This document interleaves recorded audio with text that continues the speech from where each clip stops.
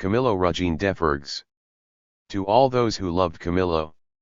Talking about Camillo is starting a trip towards the simplicity and towards the courage of a man. To evoke Camillo is to learn in a big lesson for children, for young people, for the people. Know Camillo's life, draw inspiration from it and apply its sets every day in studies, productive work. Homework at school is approaching a little closer the roots of our revolution. Echo Beto Che Guevara. The whole thing is to say everything and I lack words and I lack time and I lack audacity. Paul Eluard. Camilo Cienfuegos has disappeared in the Cuban sky between Camagüey and Havana, October 28, 1959. He was 27 years. The news of his disappearance plunged the people Cuban in dismay and sadness. In homes, female remained motionless next to their radio station, listening to the same information bulletins. In the streets, stores, buses, the same question burned all lips: do we know something, Camillo? Army, aviation, navy, the population at foot and on horseback, Fidel Castro commanders, Echo Beto Guevara, Juan Almeida, Raúl Castro participated in research, without the least result. No trace of the Cessna 310 piloted by Lieutenant Luciano Farinas, nor its 3 occupants. Research was abandoned on November 12, 1959. Opponents of Fidel Castro, refugees to Miami, immediately declared in the press, at the radio and television that the leader Maximo had it get removed, then murder, other pretending back he had deserted because he considered himself in disagreement with the communist orientation of the Cuban government and with its agricultural policy. Some saw the hand of the CIA. The most diverse noises always run on this disappearance. For some, in particular, Camillo would still be alive and would flow for days happy in Mexico. For my part, I do not believe in the thesis of the assassinate commanded by a jealous Fidel of the immense popularity that her old companion of Sierra Maestra. As for the imaginer living far from Cuba, it is also inconceivable to believe that a fish can survive out of the water.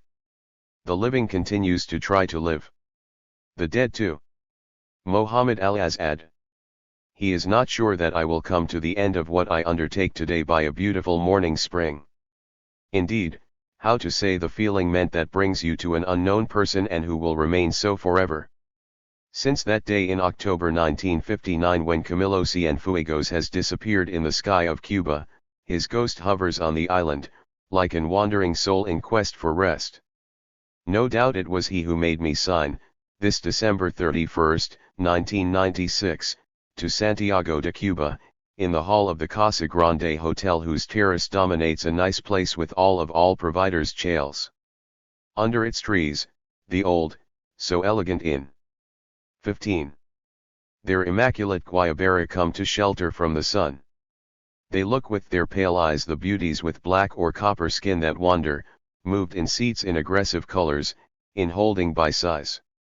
They pass, haughty, feignting to ignore the garrulés but nevertheless flattered by the interest that carry young males to them. In fact, those that they are looking for eyes, they are foreigners who leave the hotel, camera in bandoliera, mid-long shorts, sandals on the feet. No callants, sure of their grace, they advance towards them, look them straight in the eyes with the smile they don't know how to resist. Little women have more graceful, more tender, more sensual than Cuban. The ghost of this petticoat had smiled at their merry-go-round so little Puritan, to which women do not refund don't know. Like most of those who met him, I fell in love with Camilo Cienfuegos. Our first meeting took place de la Cathedral, in Santiago de Cuba, at the souvenirs of the Casa Grande Hotel.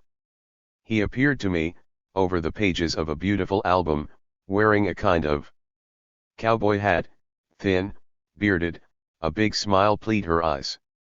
Smoking cigar, he pushed his hat back, discovering a large front. Her flexible and brown hair, her long beard framed a face in which shone with tender and mischievous eyes. The pockets of his olive green shirt were stuffed papers and small notebooks, one of them exceeded 3 cigars, and a long bat was thigh. We got back around him. A server brought him a motorcycle which he targets a line.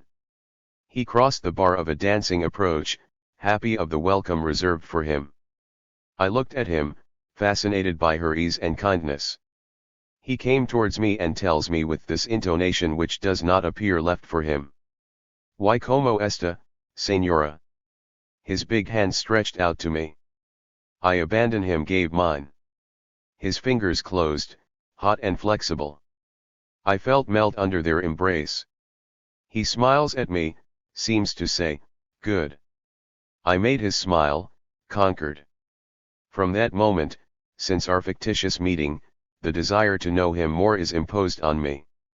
I then promised to brush the portrait, far from those composed by the legend seal. What I wanted to show and love.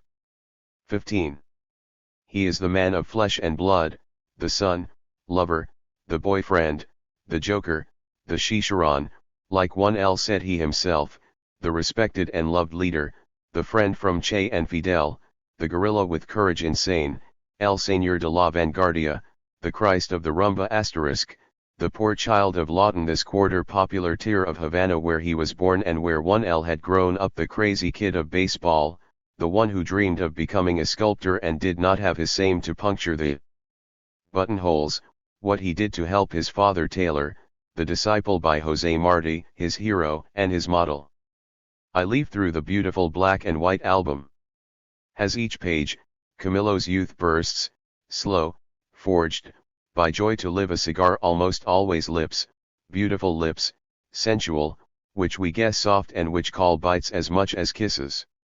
Beauty his fine and long hands also strikes, this are not those of a worker or a peasant but of those made both for caresses and to hold with firmness. A rifle machine gunner. The dial of his watch is turned towards the inside of the wrist as if to ignore the pastime. With his boyfriend and chef, Escobedo Guevara, he likes to laugh. The Cafets smiled at the jokes of the child of Havana. Of him he accepts them projections, steep distributed, even jokes questionable rise. Between the two men reigns a deep complicity, based on a perfect understanding, by respect and friendship. And the Argentinian cold to humanize in contact with Cuban Guayler. They are young, they are beautiful, they are victorious, and the future is their own. Together they will bring the revolution to the four corners of world. The same ideal of justice animates them. They love freedom and struggle, for them they are ready to die. The unit shared danger, they are blood brothers, they advance proud and rights to their fate. Strong of this meeting, back in Paris, I spaled my friends with passion. To my big surtaken, the name of my beloved was to them unknown. One of them, however, asked me. Wasn't a one of the Che companions. Such ignorance of the darling hero of Cubans me hugged the heart. I swore to make it known French, know and love. It became an obsession which, depending on the day, amused or annoyed my entourage. S2 you want to see her smile, talk to him about Camillo, jokes frequently was, he who trained me in the adventure. 17. Cuban without suspecting that I would become the Inamura captive of this island. In fact, no day I don't think about Camillo. It is by studying archives at the Library Nacional and that of the University of Havana, for the needs of my Free Cuba novel, that gradually argued the figure of Camillo Cienfuegos, relegating to the background those of Fidel and Guevara. He appeared to me as the archetype of revolutionary. Next to it, the others seemed to me almost artificial. Only Camillo had this grace, this natural, this quiet audacity that did it love everyone and who captivated me. At each of my stays in Cuba grew up in me the desire to write about him, but I had to finish my novel. I bored information, testignages, meeting reports, memories of my locations through the island to approach me as close as possible to the truth.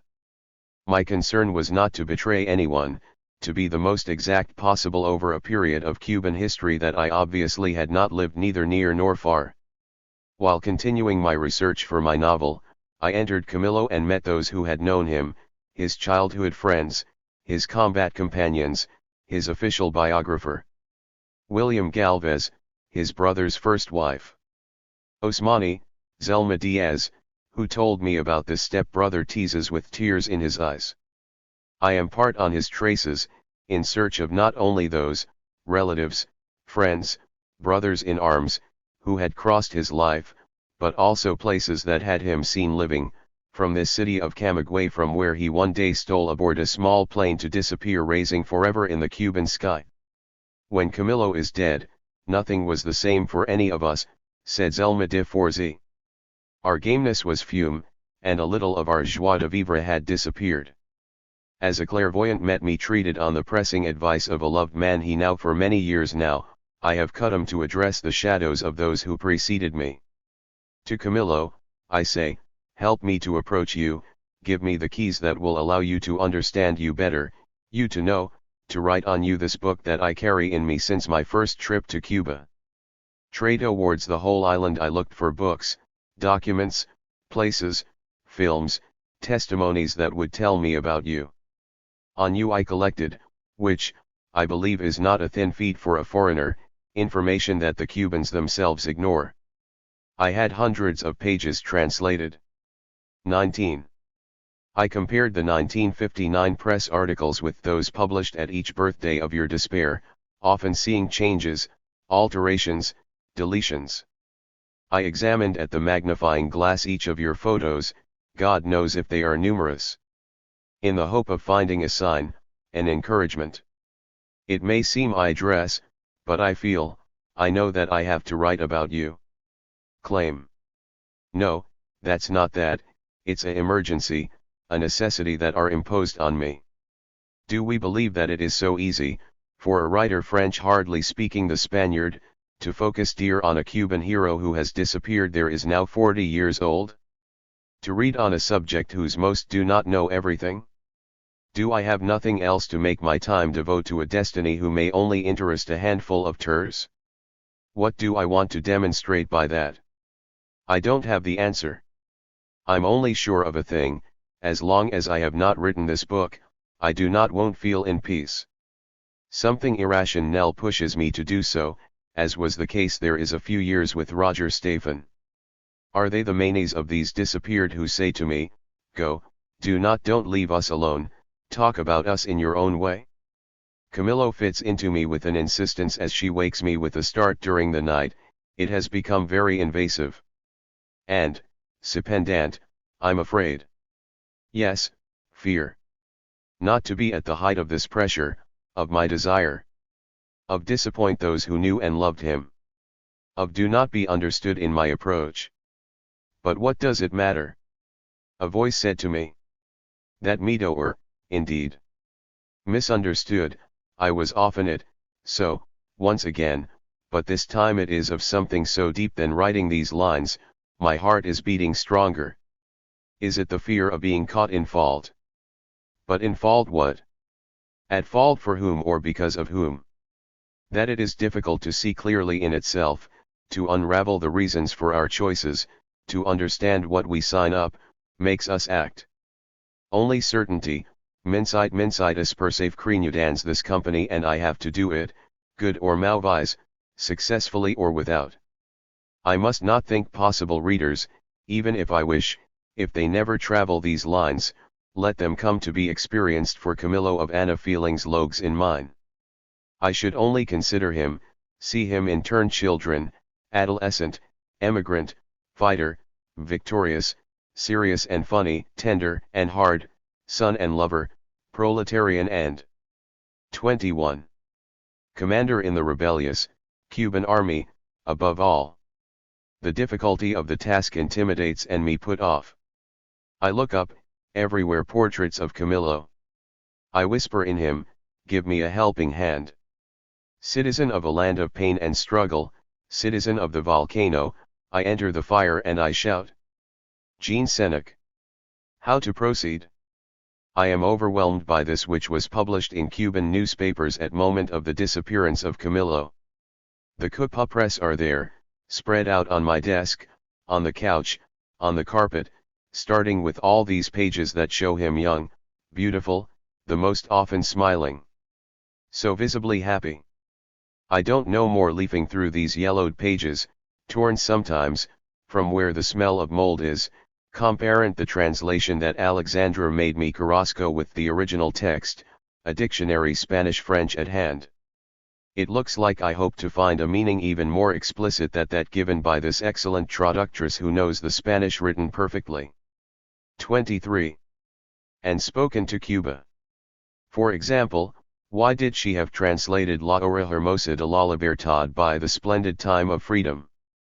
If I believe my dictionary, splendid says he is esplendido and not hermosa, which rather means beautiful.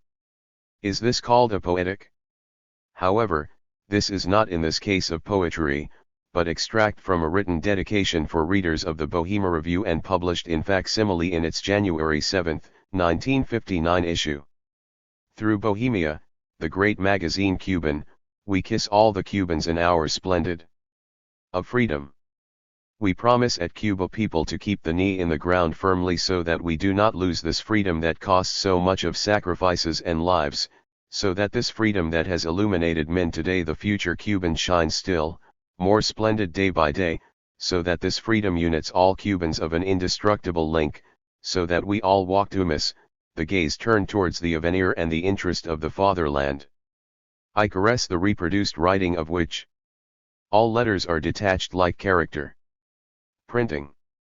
Only those of the signature are linked to each other. The point above I of Camillo and Cienfuegos draws a well-formed round.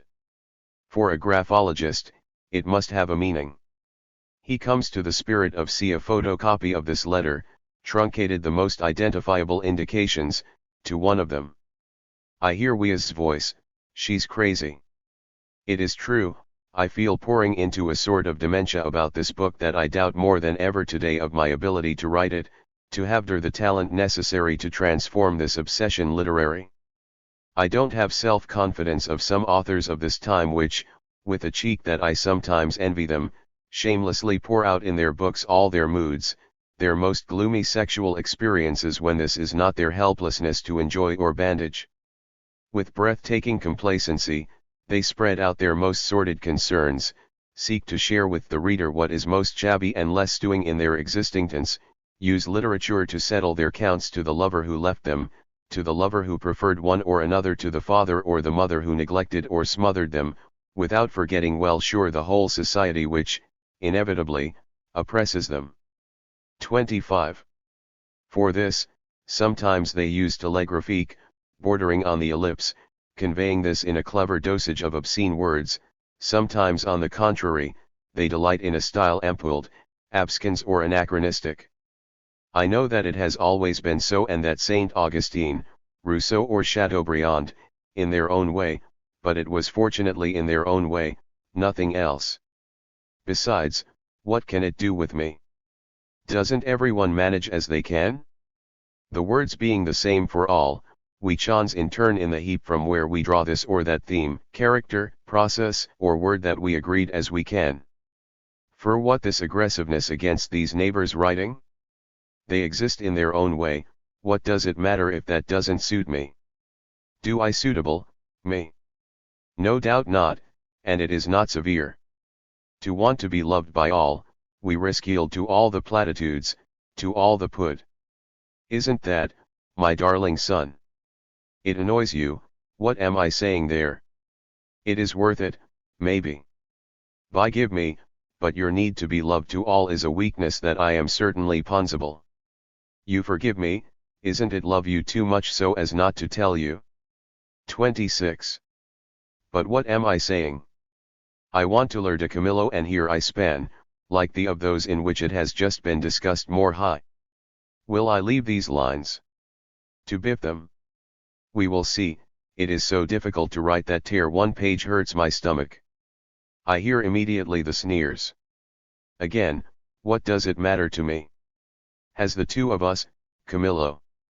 Let me approach you, don't hide behind the dithyrambe that have flurry since your disappearance. Instead, help me sketch your portrait, to give you life, time of a reading. What I have been hitting for a few moments more register on the paper sheet. The ribbon of the machine arrived at the end. What a beard! Has each time, I put my fingers full. This poor typewriter would need to be cleaned, if not changed. However, I had so many harm to get used to it. If some of his duties remained foreign to me, she became me familiar. I am so little gifted for these mechanics nicks. What are you waiting for to put yourself in the computer? Tell me the writers who have managed to master this machine and which do not cease to boast my merits. Nothing more surprising than the performance of this machine, suitable. And what a saving of time. They add. I know that they are right, but how to make them? 5. Understand that I am paralyzed by the screen and that the mouse refuses to obey me. It is not because I type my books in the machine that I will be able to use a computer. If I type, it is because I have a lot of trouble rereading myself and that, when I write in the pen, the flow of words is so fast and disorderly that I can no longer find. But here I go back to digressions devoid of any interest. I'm not dupe. I know very well that it is again delay as much as possible to be faced with Camillo, his memory, and his legend. Camillo. My hand will make the chain with Milhan's others, we will come out of the ground and we will to Lazar. Our rifles chastise the enemy to bury him forever in the deep earth. Thursday good. Camillo was the third son of Espa emigrants. Knowles, Emilia Gorriaranzabala and Ramon Cienfuegos Flores, who had fled the misery of their country. He was born on February 7, 1932 at 71 Rue Pasito, in Lawton Jesus del Monte, a suburban miserable of the near Havana, at that time, campaign. His brothers had been pre-named Humberto and Osmani. The family was poor, very poor. The father, tailor worker, campaigned in a union, the Union Workers of the Making, and struggled within this organization against the dictator of the time. 29. Gerardo Machado. The mother was home sewing values. Money being done rare, the family had to change housing and are teller on the terrace of a building of 2 floors, at 509 Rue O'Reilly. They lived there, all 5, in a cabin built on the roof. In 1937, the family moved again, this time, towards San Francisco de Paula, 15 kilometers from Havana. Camillo made it known sans of Tato Rabeza, who will become his best friend. The new home was very bad condition, the wind and the rain rushed into it and we were trying to clog the breaches with rags or old newspapers. That year, Camillo and his little comrades, who frequented the kindergarten, collected money to help Spanish Republicans. A committee helping childhood and people in Spain indeed constituted and everyone brought what they could. In 1939, new move that renewed the Cienfuegos to Lawton, they installed in a dead end overlooking the street Dolores and piled up in a single room. During the day, the mattresses on which we sleep mate were rolled, then tied in a corner. The accommodation was dark, lit only by a narrow door and a tiny window. Later, Ramon Cienfuegos made a floor that held place of loggia halfway up the room and which Sir was bedroom to parents. Camillo entered public school number 105, called Felix Ecobedo Alpizar, which was located at also Rue Dolores. In the clutter of my office, I find interviews granted by Camillo's parents to the opportunity of the 11th anniversary of his disappearance, one in Janet, another in Fayette James, a Cuban poet who died in 1988. I mixed here the two. Emilia, was born on January 18, 1905 in a small village called Castro Urdiales, near Santander, in Spain. I arrived in Cuba when I was about 15 years old. My father was fisherman, 1L had a boat and earned his life with it. Ramon, were born also in Spain, in the Asturias, January 18, 1897. I was brought to Cuba when I was very small. I am original peasant. B started working in fields at the age of 8, it was very hard. Which I was the most painful, it was to go and get the oxen at dawn, my pants were soaked by me. The dew that covered the brush. Misery, infamy were such that we were filled by hardening. He had to see what rural guard was doing in our campaigns. Peasants lived in terror, they were spoiled as well by the owners, latifundiaries and traders only by guards. I don't have never forgot the first time I plowed the earth. We have always been a revolving family chenere. I have been fighting for more than 50 years alongside the working class. My 3 children are born in an atmosphere that favored their training. Many people came to us and we had a code. If someone told and said, "He's a friend," the little ones knew he was not of ours. Otherwise, we said, "He is of ours." We exfeed them who were the guilty, among the different social classes, of maltreatment reserved for workers. In short, they have learned to be revolutionary from their tender childhood. Emilia, Camillo was a very happy child, affectionate and playful. Everyone was a boyfriend with him in the neighborhood. Despite his apparent gaiety, he was very serious and very catchy for certainty some things. He was a whole character. It was a quavery resistant, he never tired. Ramon, with us, we led a tranquencies keel, so that there is not much to tell. 32. On his childhood. He has always been very affectionate, over everything with his mother vis-a-vis which he was always very attentive days. Umberto, we could not nothing to say to Camillo because he got angry right away. When one fought with a boy at school or in the street, Osmani and I were in reinforcement. We loved each other a lot and we got along well. We were all 3 obedient children. It was enough that old give us a look. Ramon, I frequented primary school number 13 of the Vibere whose director was Farizales Montoro. At the time, I was president of the Association of Parents of Students, Teachers, and Residents of the neighborhood. One day, under pressure from the director, I had to give my resignation, because we accused me of saying evil of the authorities. It was their pure truth. How do you want me to say good of this clique that governed us? At the same time that I abandoned the presidency of the association, I have withdrawn Camillo from the school and, little afterwards, he entered the San Alejandro school. I have fun comparing this story with the words held by the director of school number 13, who were published in the newspaper E7 Mondo of October 29, 1969, 9 years after the disappearance hero, Farah Gonzalez. Camillo was a student magnificent. He was generous, straight, studious. We do not bias our vision of his personality after being aware of his heroism. We let's tell the truth, without passion. Do me remember an anecdote, we had switched a sale of good for collect funds in order to buy equipment for school. We promised a certain sum money as a reward to the student who would be the most. It was Camillo who came out victorious. In hearing his name, he refused the award, although he would have great need for money, having regard to the situation financial of his parents. He preferred to donate it for the purchase of other supplies. Ramon Cienfuegos, the father of Camillo, was the first president of our association Parents of Students. He always came to find out at subject of our problems, to help us in the measurement of its possibilities. Not a word, and we understand it.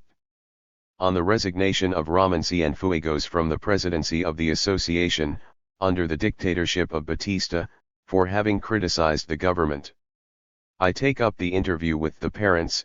Ramon, at the time I was president of l'Association of Parents of Students from the School of 34. Lawton, we sometimes organize excursions to entertain children. One day, Camillo must have had 10 years, we went for a walk on the edges of the Altendares River. Suddenly, Camillo, who did not know how to swim, threw himself into the river. You imagine the fear that we had. He was not afraid of Ren. It was a daredevil. He liked to do it a lot bicycle. We saved and, at the cost of sacrifices, we were able to buy one at the intention of the 3 children. Corn the one who uses it vate the most. It was Camillo, he loved sport, Sir all baseball. Emilia, our home was poor. The old man was tailor and had to work a lot to succumb to the needs of the family. I was taking care of the house, boys, and I helped sew. Ramon, and she sewed a lot, despite everything what she had to do elsewhere. The boys have all learned to sew and when we had too much veil, they gave us a helping hand. I would have liked to meet her parents so that they tell me about the young Camillo. This mother is beautiful loss, rather taciturn and meditative, this father dry and nervous, with a permanent smile. They have disappeared in turn. Umberto, the brother a little simple, also. There is no family left that Osmani, the elder, who held posts important in the government of the overhaul. Plus 35. So far, he has never answered my maintenance requests. In Cuba, it is said that he hates talking about her brother. The father took his sons to the small port of Cojimar, a beach frequented by the least favored raizas, where they learned to swim. Wykrawazati 1Il Ernest Hemingway or Gregorio Fuides, captain of Ryder's boat. They had nicknamed their Roca Club Beach. Camillo proved very quickly a skillful and intrepid swimmer. In the company of Tato Rabeza, he liked to race and dive between fishermen's boats, despite Ramon Cienfuegos's recommendations. Camillo also entered a team of Novena and promptly became excellent baseball player.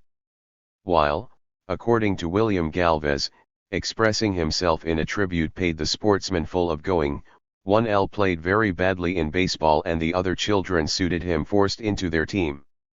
However, he overcome this handicap and became a good player.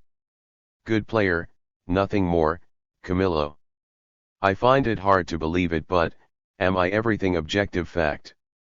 I am doing to call Eduardo Manet who must, as Cuban, seem to me. See inform me about the operation of a November. You hate you baseball, he replies from a sorry voice. Yeah, do not know the rules, but I can ask Cuban friends living in Paris. What he does when he reminds me, I don't not understand very well what he tells me, I have always void in sports. But that always makes me happy to hear it, a little of Cuba goes into his words. In October 1945, students of the street school Dolores published a school newspaper entitled Ugly, for which Camillo gave some drawings. Lidice was the name of a Czech village shaved by the Nazis in 1942. District had agreed to advertise and, with the money collected, the students had bought paper and ink. Camillo took care of the sports section. The publication experienced 4 handouting numbers that were sold at price of 5 pesos. Then Camillo frequented primary school superior number 13 of the Vibera. The establishment Simon bears the name of Ursula de Cespedes Escanavarina and was Rue Carmen. There stayed until the age of 14.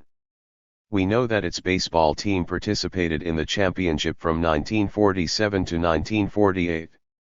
They were not victorious of the finish, but still won some if matches. Camillo also belonged to the team volleyball that won the championship upper primary schools. It's Luciano Rodriguez's turn Gutierre to testify. Between 1947 and 1949, I was a physical education teacher. When we have set up the baseball team, I had Camillo for pupil, he was one of them. It was one of the players more enthusiastic. He was taking training very serious. It was a very disciplined team. It is undoubtedly thanks to him that the team acquired the pre-stem. Camillo played any job and was effective on any basis. He was playing almost always in the square. There was little like him and we had to take advantage of it. Then Camillo did part of the school's volleyball team. This team won a School of Schools mayors. For me, Camillo was characterized by 3 large features, 3 ways of being. First, the rebellion. However, in sport, the rebels are the most brave. The second line was his sense of justice, the generosity that inspired all its Zions. The third, which I would call his character main tick, was this mixture of enthusiasm and optimism that made him a leader. His comrades followed him. He had the gift of making understand and obey. It's a driving line. What did their leaders of our revolution do? 38. Start by being understood. He was very affable with her female comrades, but always correct to the point that he forced their admiration. YM noticed that he was very interested in the girls. This was not a trivial boy, 1L already had the fabric of a man. I saw Camillo, after the triumph of the revolution, at the Latin American Stadium as it held the post of receiver against Fidel. I have to know, in baseball, to receive the balls of Fidel. Many photos show indeed Fidel and Camillo playing baseball after the victory of the revolution. If we judge by their brilliant smiles, they took a lot of pleasure. According to his friend of young years, Tato Rabeza, child, he was different from young boys of his family. Camillo had undoubtedly a more playful character than others, but also more rebellious. Even if they all had good reasons to fight, the one who was fighting the most, it was Camillo. Ye reminds me that there was a tap municipal connected to a well called the Mango Wells. The local inhabitants were going look for water because we didn't have running water. In this back and forth of boys responsible for going to dear water, there were necessarily scuffles, and 39. Camillo was still ready to push any. What attack? He was permanently the object of provocations on the part of other kids. One of his best friends, Rafael Sierra, habit then heard the same neighborhood as him. They loved meat, in the company of other boys of their age, in Pangal della 9% Ruitlpavani Dolores in order to decide if they went to the cinema, in walk, or dance. Camillo stands out geweight by his sense of dignity, courage, probity. He was uncompromising with regard to any act whether he considered vile or despicable. One day he was contested with a type of age. Camillo, who believed the argument finished, had turned his back on him, the other he jumped on him in a traitor. They had to be separated. Camillo did not forget the baseness of the young man. Shortly after, at the Victoria Cinema, a friend came to him bring that his opponent was at the cafeteria by train to drink a refreshment. He came out in full session and snatched his drink from him. Is have started to fight. We separated them a new time. So they went out and went to a vacant lot, in front of the student club, where they took off again. From this moment, every time they saw each other, they jumped were on it.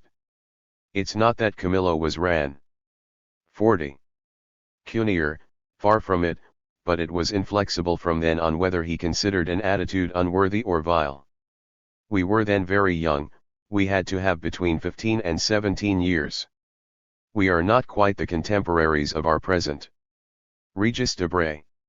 In 1947, he frequented the San Alejandro School, Roraima, to study sculpture.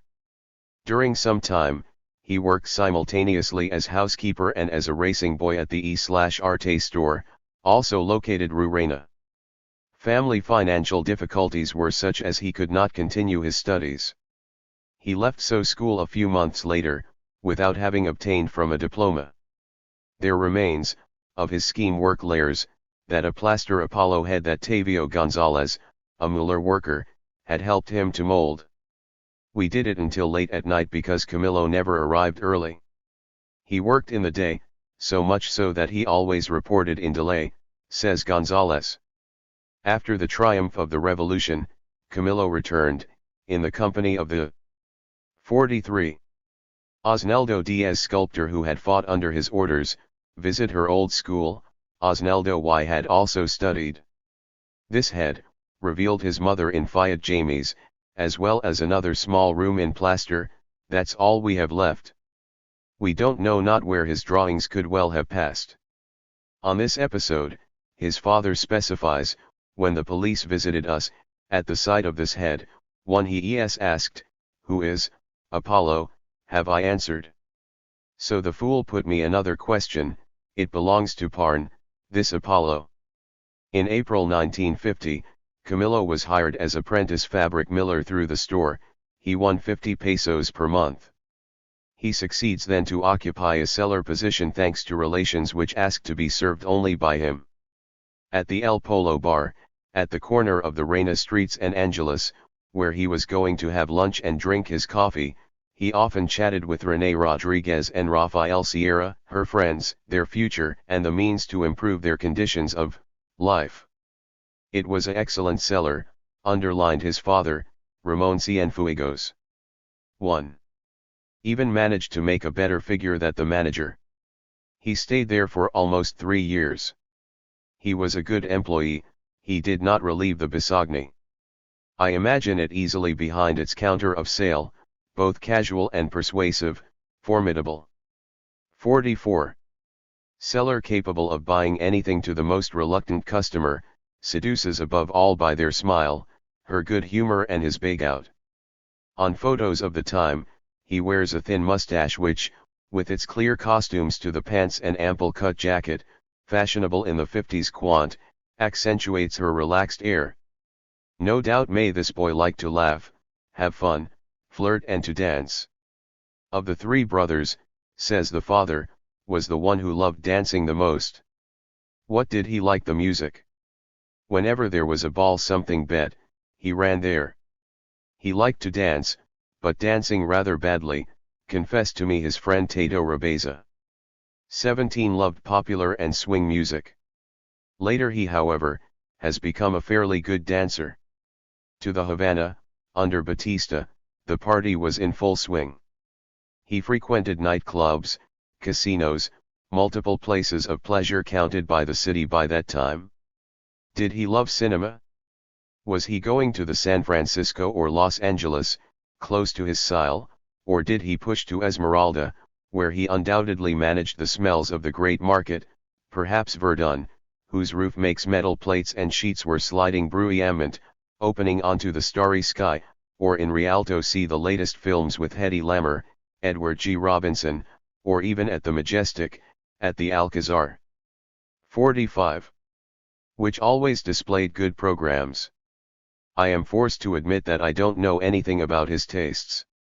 On April 1, 1953, he resigned from El Arte store despite the increase in 25 pesos he had obtained. Rafael Sierra and he decided to go to the United States in order to try their luck. To bring money together necessary for travel, tourism visas, to obtention of a residence permit just a month's, the 2 friends organized a raffle. This is how they could finally land in Miami, to us America. What is the heaviest burden? 6 heroes. Thus questions the courageous spirit, so that I take it from me and that my strength is rejoicing. Friedrich Nietzsche. Camillo and Raphael wanted to take a bus to New York to Nation, but began with the miss. They catch up with him by borrowing a taxi up to Miami Station, which made it say immediately to Camillo, these Americans, even their president, they would not wait for him. During the trip, they take a loud tune of the alternately Cuban tunes and Mexicans. You have to believe that their good mood and their enthusiasm were contagious, because even the driver with burial head hum a tango. Finally they arrived in New Fork where it rained a terrible cold for Cubans. In order to resist it better, they must superimpose their too thin wardrobe, yedor, a scarf, 3 shirts, a bodies of body, a joves, a jacket, and a overcoat. No matter how much beat ice blocks, seals, Eskimos, I don't fear them. The 2 friends found accommodation with exiles and took the habit of swallowing their meal from evening either with one or the other, or in miserable trochaides. A friend suggested to them solicit the indigent aid, they refused, we do not need it so far, even if we are burning our latest cartridges, retorted Camillo. His pride and humor then take place ramparts. However, what he misses the most, it's reading the country's newspapers. He asks so to his brother Osmani to send him. I would like you to send me the newspapers of the university and others to find out what's going on there, because, here, we are almost aware of Ren. We know only that students have problems. My friends and I want to keep informed, because we are all enemies of Batista and, here, we Batista fight by all means. Camillo was the first to find work, an operator position on sewing machine in a making workshop where clothes were made series in series. Around May, he abandoned this job for a Broadway restaurant, it. 48. Already playing a little English, then the left for another establishment, the Yacht Club Huntington where he also hired Raphael, the latter says, it was our first work together. We dive, we peeled potatoes and onions, we helped the kitchen. We was hosted on site. They then experience all the difficulties inherent to their situation as clandestine workers, and their energy is exhausted to escape inspectors' immigration service. They endure the cold, hunger, loneliness, but also benefit from solidarity of their compatriots, more often than that of the workers' Yankees. Americans don't give any gifts. It looks easy 1C1, corn it doesn't is not, he wrote to his parents on April 14, 1953, he did not take long to understand. We continued to work in Huntington, until that at the end of September, once the season is over, continues Raphael. We had no interest in staying too much long in the same place, because we risk being identified by immigration agents. We gave false names. Camillo said he was called Ramon Ruiz, and word, Luis Lopez. The little money we saved, we entrusted it to Eugenio Tellez, with whom we were become very friends. Because of this situation, and as there was no more work, Camillo has decided that we would leave for Chicago in order to disappear. 49. Raising some time from New York, as well as we had advised him certain comrades, because, some days earlier, Camillo had participated in a meeting against Trunlo in front of the hotel where the Dominican tyrant, to protest against his visit to United States. This manifestation of dominant patriotism, in which many other Latin American, experienced a very large echo, because there were even injured. Consequently, the services of immigration has intensified their research aimed at Latinos in a first situation. Throughout the time that we lived in New York, that is to say environ 7 words dash, we were in connection with the organization Patriotic of Cubans in Exile. Civic Action Cuban, who edited a newspaper, La Voz de Cuba, for which Camillo wrote some articles. All in all, we don't know much about Camillo's stay in New York, what were his meetings, its flirtations, its pleasures, its readings. Certainly, he met Latinos there, protesters who showed great cries against the governments of their respective countries, Mexico, Saint Domingo, Colombia or Puerto Rico. Camillo participated in these gatherings at their side, until his situation of clandestine became more difficult. It was then that he was resolved to leave for Chicago with Rafael Sierra. 50. What did he experience when reading the stories that deny American or Cuban newspapers of Lataki led by 150 men, led by a certain Fidel Castro, at the dawn of the July 26, 1953, against the second fortress of the island, the Moncada Barracks, in Santiago de Cuba? Pride. No doubt, then chagrin, anger, hatred, finally, to the announcement of the death of 60 and 11 of Moncadistas. Their American press reported the way were tortured, before being executed, 68 of them, taken prisoner by the Ejército, the Batista's army. At the time, we do not find trace, in the letters of Camillo which have been public, such feelings, what does not mean that he has written anything about this. Has less than, dreading to put your own family in danger, in the event of a search by the police, he haven't chosen to be silent? Fidel Castro, he wanted to ensure his defense alone in front of his judges. On October 16, 1953, he was sentenced to 15 years in prison to serve in penitentiary of Pins Island. On October 21, 1953, Camillo wrote to his parents from Chicago. My dear parents and brothers, we hope you are well. Me, for the moment, I go naked, very good, great, okay. Far received your last 2 letters at the same time. Ye write you more in New York because I am in Chicago, Illinois. We arrived 1L there a few hours, we took a train that put 16 o'clock. We made the trip together, night, like bats. You ask yourself des no doubt why, since we were in New York. It's true, we were not bad, in New York, corn 1L have had special circumstances there, a problem that was not one, since it is nothing arrived from special, with immigration services, in fact, they managed to find out, we don't really know how, where we were, so much so that we preferred to come in the city that we really wanted to know. I see, there is more work, better wages. This is how we avoided the avatar on the back. In New York, the only problem, in this city here, it's cold, but it is equal to us. I think transform me into a penguin, and roundups, a seal. The train trip was the food, seats enormous, great comfort to eat, and toilet that are fun to watch. For us, now, it is as common as a journey between Lawton and the Vedado. For the moment, I am writing to you in a very beautiful park, sitting in the shadow of a thing that has once was a tree, since he left a single one left leaf. What can it be? He doesn't have more than peeled branches. It is cold that it goes falling avalanches of snow. I have to shorten, because I have to go somewhere, in a factory where we are looking for arms. We read it in the newspaper, and if there is nothing, we have already asked to a vagabond here in the park, where the agencies were for employment, in order to go today even dear to work, even if we can afford the luxury of go there only in a few days, since we are not short of dollars. On the contrary, I like it more than New York. 1. It's more comfortable, cleaner, pretty, and there are good jobs.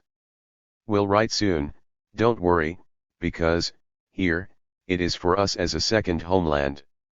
You kiss you hard. Camillo. So good. Are you doing well, me, hair? Old, I hope you are well. Roundups and mores, we are in the round. I lie, we let's go well, in this cooler that is Chicago. I have so cold that, if I hadn't slept my mouth tonight closed, today I would have a meter of snow, at RAS of nose holes. We have not yet seen the first flake, but I'm already cold until the big pred finger. But let's forget the cold and resume where we had remained.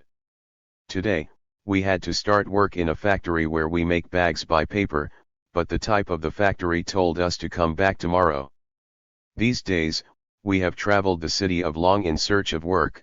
We have found more than 60,000 forms and I had to tell more than 999 lies.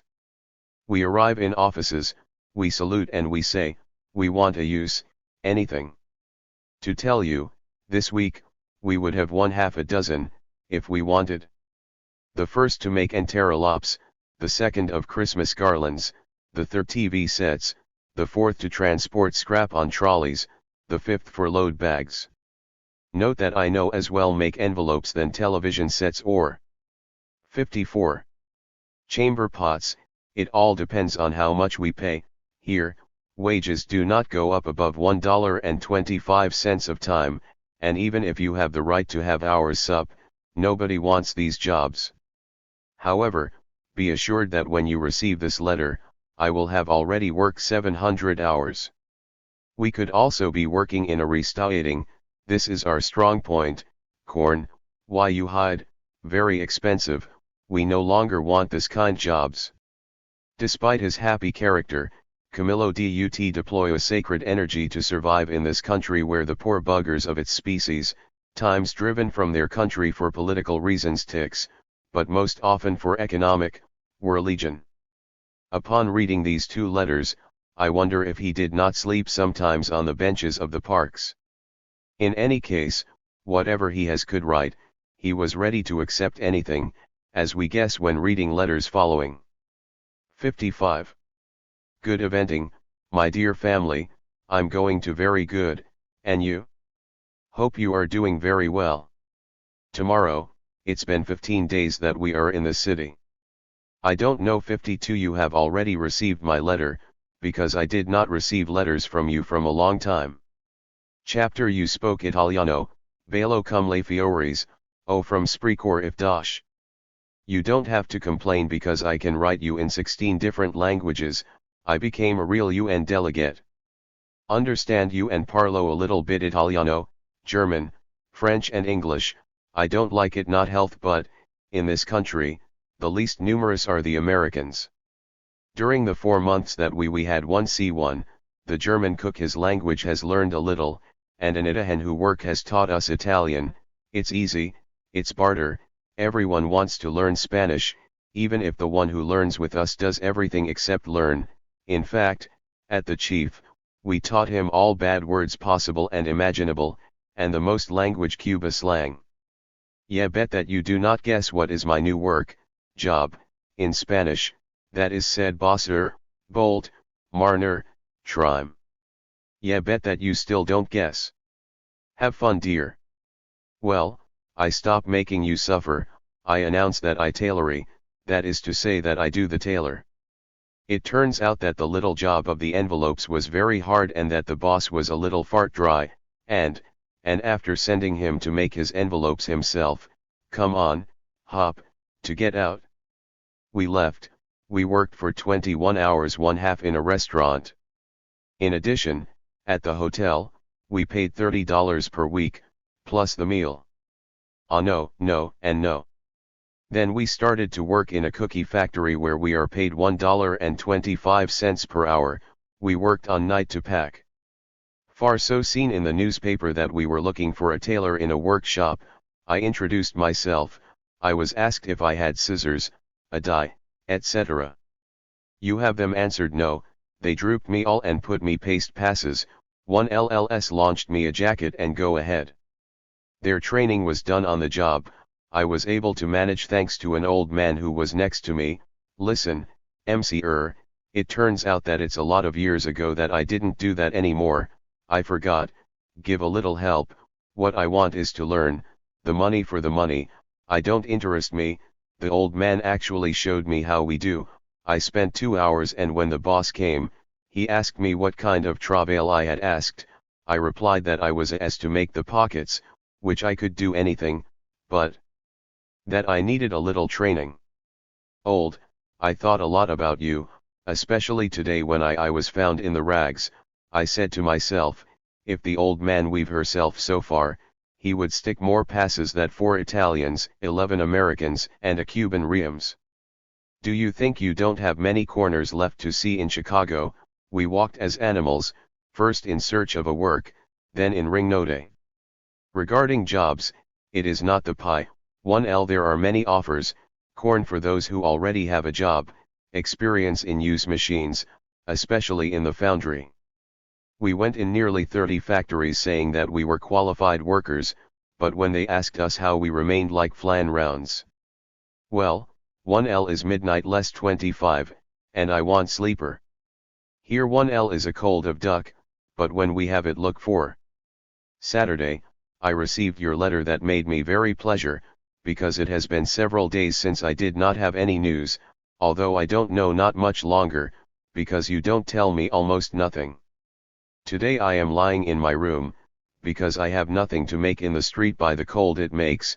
Tomorrow, I think I buy a overcoat, the one that gave us Tellez last year, or rather 1LY is barely a few months old, is a little light, and winter American is terrible. I think I buy one of 6 inches thick, one that is shielded against machine gun balls, and also socks, the largest than there is in the city, because my problem is that I have the piles that freeze. As for breathing through the mouth, not the sentence to try, in fact we cannot breathe N1 by the mouth N1 by the nose. On the work side, everything is fine, the Yankee is happy with me, my job is insured, I touched $32, it's not bad because I only worked 4 days the first week, and I acquire practice, these machines are hell. 59. I bought my 3/4, 1L is gray, shielded against atomic rays. It's always a cold duck, even if, today we don't have it feel, the temperature only dropped to 23 degrees, we will even soon be at 20 degrees, but 20 degrees below zero. This morning, we also received 2 letters, one of you are raising, the other from Manuela. Tomorrow Saturday, I will go to work at the hotel for the day, which brings me in the 7 to 10 balls, I nourished, finally money, because it is that he in need. In the evening, I will see the film Joe Louis History, who is Gemel. My dear parents and brothers, I hope you go well and I also hope you don't have moved, or something like that. It is first necessary that I tell you that I'm back in New York. We are arrived today, the 27th, in great shape after 5 weeks spent in Chicago. Why we are returning, it's easy to explain. As you have no doubt learned in the letter I sent to Osman, I lost my work as a worker in Konfekt/Shin. These people only think of asking papers, always their ridiculous paperwork. Even if I could have a job in the same place as Raffles, we decided to return to New York. Do not go believe that we went to Vakin, at contrary, this trip has proven that wherever we vadroil, we manage. I am delighted to have made this trip. I have absolutely lost nothing. I learned a lot and I discovered a city beautiful, and many other things. Here there is no more the shadow of a problem with the immigranon is now from the ancient Mestoire. Ah, old, between us, I don't know very well when or how I will come back. I prefer not to give an exact date, because I am the first to nothing to know. I don't want to give you false hopes. When I tell you that I am leaving such day, you can count on it. What interest would I have to tell you about salads? After that, arrived the day announced, you would be disappointed not to me see. We have screened a trip to California. I will make this trip, I am sure of see it one day to do another. 61. Tin, corn where?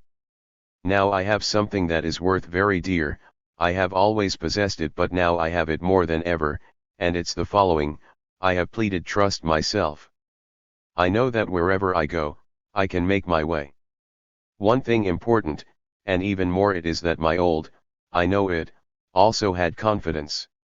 Everyone should thus be testing to the test. Okay, it's been a host of hours that I did not slept because I could not close my eye in the train, and I'm on the kneecaps. There are blocks of snow of half a half ton. At trip, we saw splendid landscapes, divine, the completely immaculate fields, covered with snow. You tell you goodbye and love and don't forget to write me. When he was a floor boy at the hotel. Astoria. Tile washing. Painter in building. Camillo's situation in the United States is reveals identical to that of all exiles whose papers are rarely in good standing. They are 62. Spend in search of a job while trying not to get caught by the agent's immigration services. As we can see in these letters to his parents, Camillo fights for survive. He accepted without reluctance and with humor all the odd jobs offered to him from the most ungrateful to the most insignificant. He is ready for everything to get out of it. In this galley, he discovers confidence in itself. He understands that he will emerge from all these trials but that it is up to him. All his life, now, he will show this respect of oneself and, even in the worst moments, of intrepidity. He will surprise his comrades from combat by his contempt for danger and by an incredible audacity that will make him closely brush death. He laughed at his opponents, like Styridius, and embark on provocations that valued many reprimands from Fidel Castro. Camillo plays with death like his friend Guevara was playing chess. He demands from his men the same bravery, the same unconsciousness. He knows how to reward them, with a word, joke with them, be severe, but just, never contemptuous, including when a young soldier, paralyzed by fear, showed cowardice. It does not blame it, does not humiliate it, but the next day he will refuse him to return to fight. 63. Which will constitute, for the young guerrillero, the supreme punishment. He still knows how to laugh and have fun with his men, without retreating in front of the boating the most salices. Camillo testifies in respect towards women and seduces them with its incredible baridon, his smile, and his good humor. But it's a fickle lover who likes to make love with all those who want it. In the morning, he leaves them and returns to battle without a glance. They do not hold it against him, of these few moments spent between his arm. In January 1954, he again wrote to his parents. My very dear old and brothers, can luck, destiny or anything that takes place to do in kind that you are enjoying fully from the joy of the new year 1954. The last time we talked to ourselves was the 31st, I can't believe that having so much to tell us, I couldn't say anything, emotion and joy to hear your voices prevented me from saying other thing that, how are you house? And nothing else. What bothered me the most, it is not to have been able to speak with the old man. I believed that he could do it at the same time as you all, but hey, it will be for profane times, and I. 64. Am sure it will not be next December, because, as far as I'm concerned, I will make a trip to Cuba this year. I don't know what month, but I can assure you that I am not a question that I bring back the new year here. As for the telephone call, Neek, I hardly slept during the evening of 31. I told myself that with everything I had endured and to say, I would still be talking about when would sound midnight, but you saw. The job I have now is the beard Quanon hours. I only work 8 hours, corn. I start at noon, I have 2 hours of rest in the afternoon, and I finish at 10 a.m. Imagine a little. Yeah, come back at 11 a.m., 11:30, punctured, time greet Tellez and everyone below, then Raphael and the others, and I go to bed at midnight. Although I have want to write every day, I don't have the strength. Fat the misfortune of losing more feathers pens than no one else in the world. Every week, I buy one, and every week I lose it. The one with which I started to write, I bought it today and it is already done. Corn, I swear he will fall higher than the one I had and who is fallen from the state building empire. This one, I will be careful to launch it in parachute the day I do a little trip by plane. Umberto, you the Arn saint who did not win anything, let us know how much a Cuban flag of 3 or 4 feet long, of this form CT. Camillo Cienfuegos. New York, February 18, 1954. My old and my brothers, I wish you a good health. Me, for the moment, it's okay. I have a little cold. Today I do not sleep because I just got up and I would like to write you a few lines before leaving to work. I don't know, maybe you are aware of the radio and newspapers, but it heats up here. We think right under Machado, 1L must crash at your bolo, otherwise you can have in the baba to everything moment. If we do not attend the start of the war, atomic, hydrogenic, or a thing in this task there, President Ike will have to offer the United States to the Russia. The other day, they renewed a slew of Cubans B.29. Flying Tigers, not as long as that, 129, I think. There were about 6 drunk trucks up to the ceiling. Corn, they won't even need pay me the ticket to Miami, because if there is one conch problem, they will have to run to the depths Florida without being able to catch up with me. I did not feel as well camped on my legs.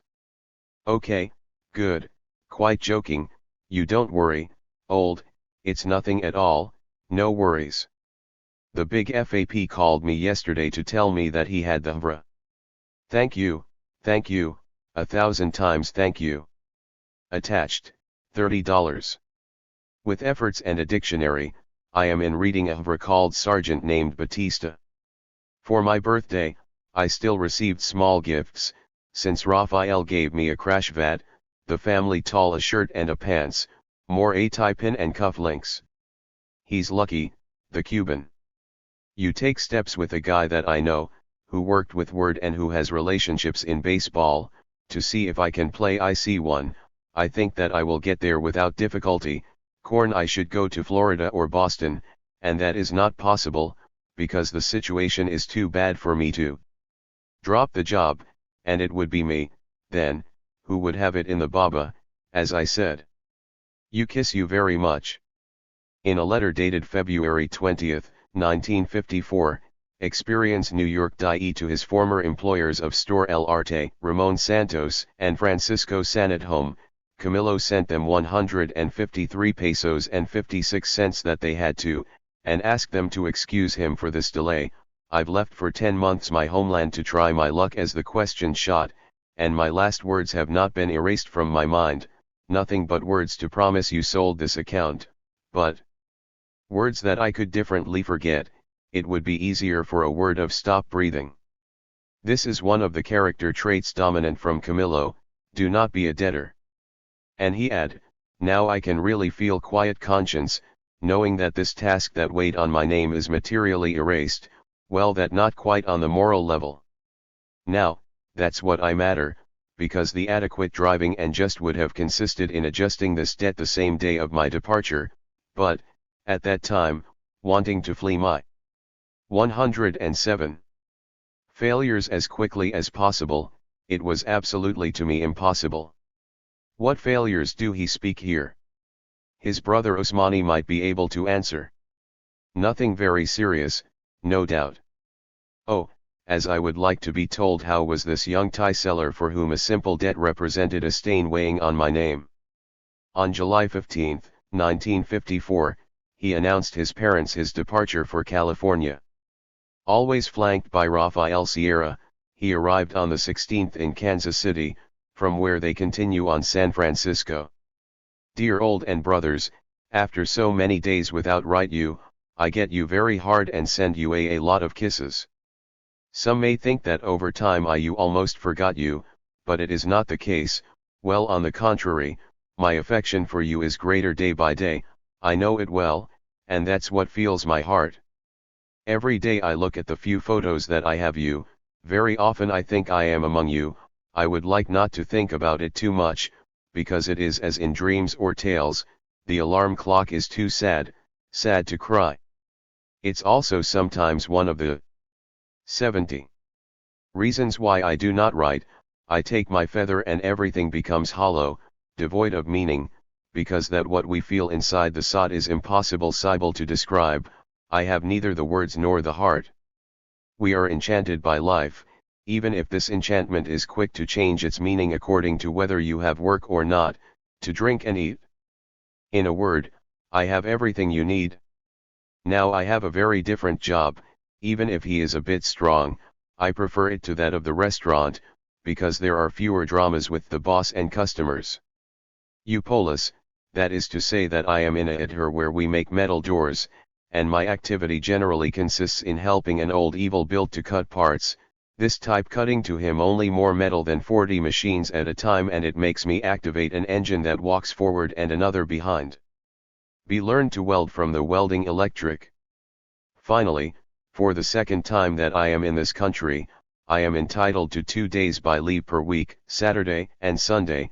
The first times it was very, very long ago.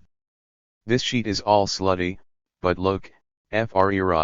I Mexicanized. I think there are 90 mil Mexican vouchers in this country. It's good people, they, a big difference with New Canals of New York. You have to put the final point to go and swallow. Plus 71. Tacos or enchilados, because I'm thin like a nail. I lost 7 hips in 2 weeks, because for 15 days, I worked 16 hours per day and I was not eating to find the time to sleep, but I will quickly take them back. In visas the patria due to sad, igual that una sucia wire did a jacket. Ricardo E. Molinari. I don't want to be told, only the Camillo revolutionary is interesting, and if it was not death prematurely, there would not be up thing of him. It is possible, but it does not constitute no reason enough to get away from him, of this work undertaken on and for him. But how to understand it if I do not know nothing of his childhood, his youth, and his life before he joined Fidel Castro?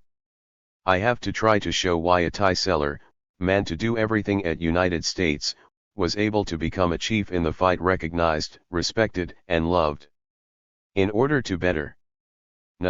I was led to watch him live through of his letters and testimonies of those who have it known. Amply quoting them, I may put off or bored readers, I am noticed. So what? Let them read something else. If they have this book in their hands, maybe it is because they wanted to know this Camillo who interests me rests so much. No. We do not know anything about his meeting with Isabel Blandon, a Salvador nurse nothing older than him, divorced and mother of a 7-year-old boy, named Francisco. Nevertheless, this meeting undoubtedly took place at San Francisco.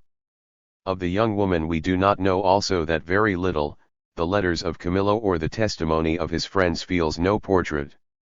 For his part, Rafael Sierra has known of Gloria Torres, who happens to be a friend of Isabel.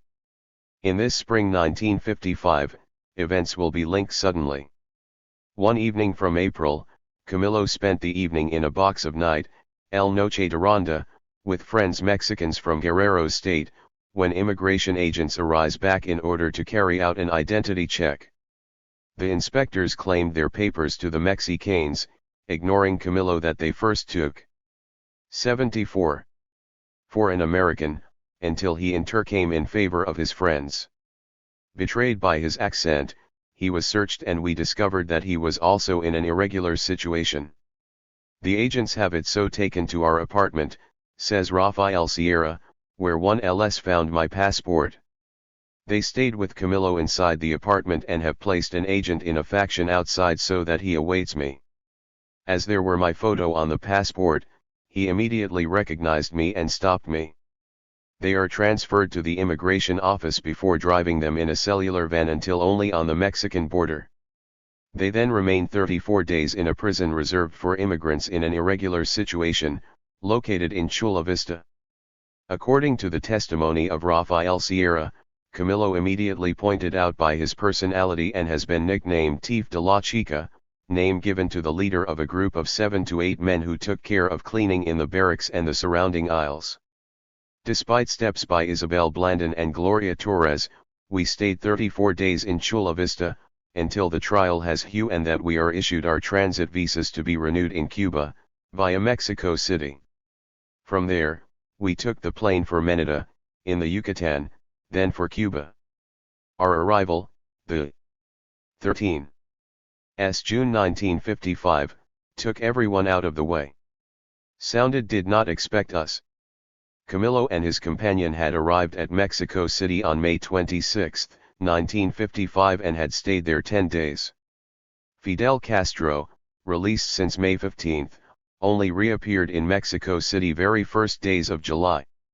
In Havana, Camillo regains his job as seller and abed with his parents. The troubles have started a few days after my arrival, he wrote to Jose Antonio Perez. One day, 1L was about 7 hours of the evening, the police came to pick up Osmani. They were told that he didn't live at home. We the detention of weapons. When the cops are left, I went to his office warning him not to return. Around 3 in the morning arrived 3 pescadoras, with more than 10 police officers on board, who hid, as usual, to a dirty stupid demonstration, machine gun with fists. Are struck next to the butt to ask where we lived. They arrived at home and have us all on board, including the old man who was suffering of a hernia that has been operated since then. They took us and kept us for a few hours. Time to raise our contact details, then they have released. There were other people in the same situation. Imagine a little, such a welcome has only made grow my desire to do something against dictatorship. While waiting to fight against dictatorship, he continues his work and announces to his friend Tato Rabeza the arrival of Isabel Blandon, then their marriage.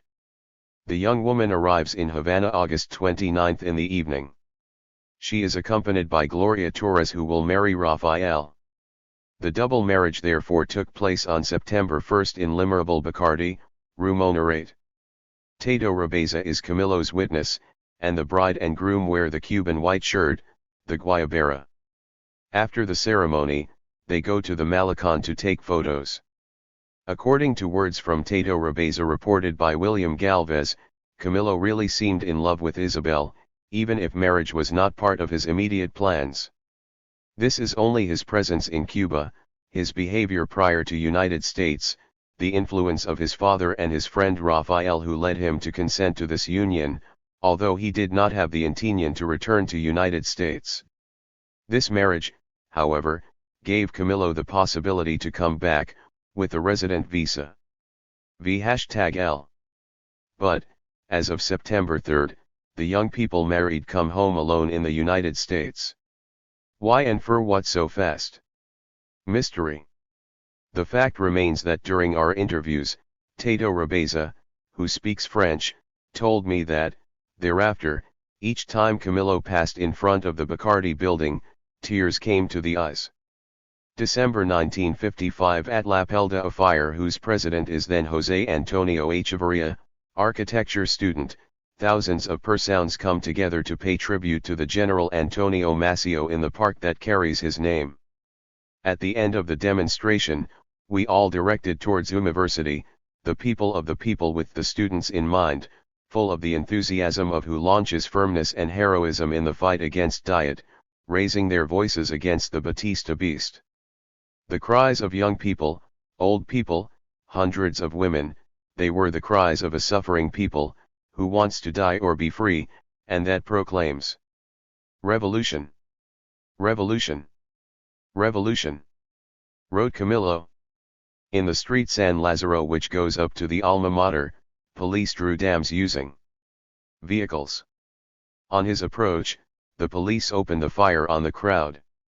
Demonstrators retaliate to ugly of bottles and stones, some fall, mowed by the balls. The forces of the order then load and bathe in tours d'armes. Camillo collapses, reached the leg left. Unjustified, he is led to the Hotel Pidal Costo Garcia where he is waiting, in company others injured, to finally be treated. His brother, Osmani, arrives first in the hospital, followed soon by their parents. Discovering the jacket bloody which was used to heal the injury, the father exclaims, "It is my son's blood, but he has son for the revolution."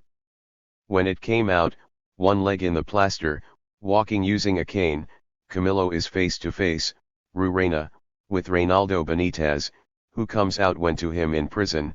Benitez participated in the attack on Moncada.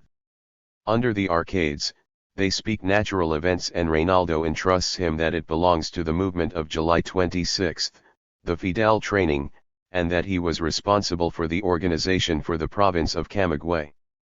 At course of this meeting, Camillo told Benitez his wish to go and join Fidel at Mexico.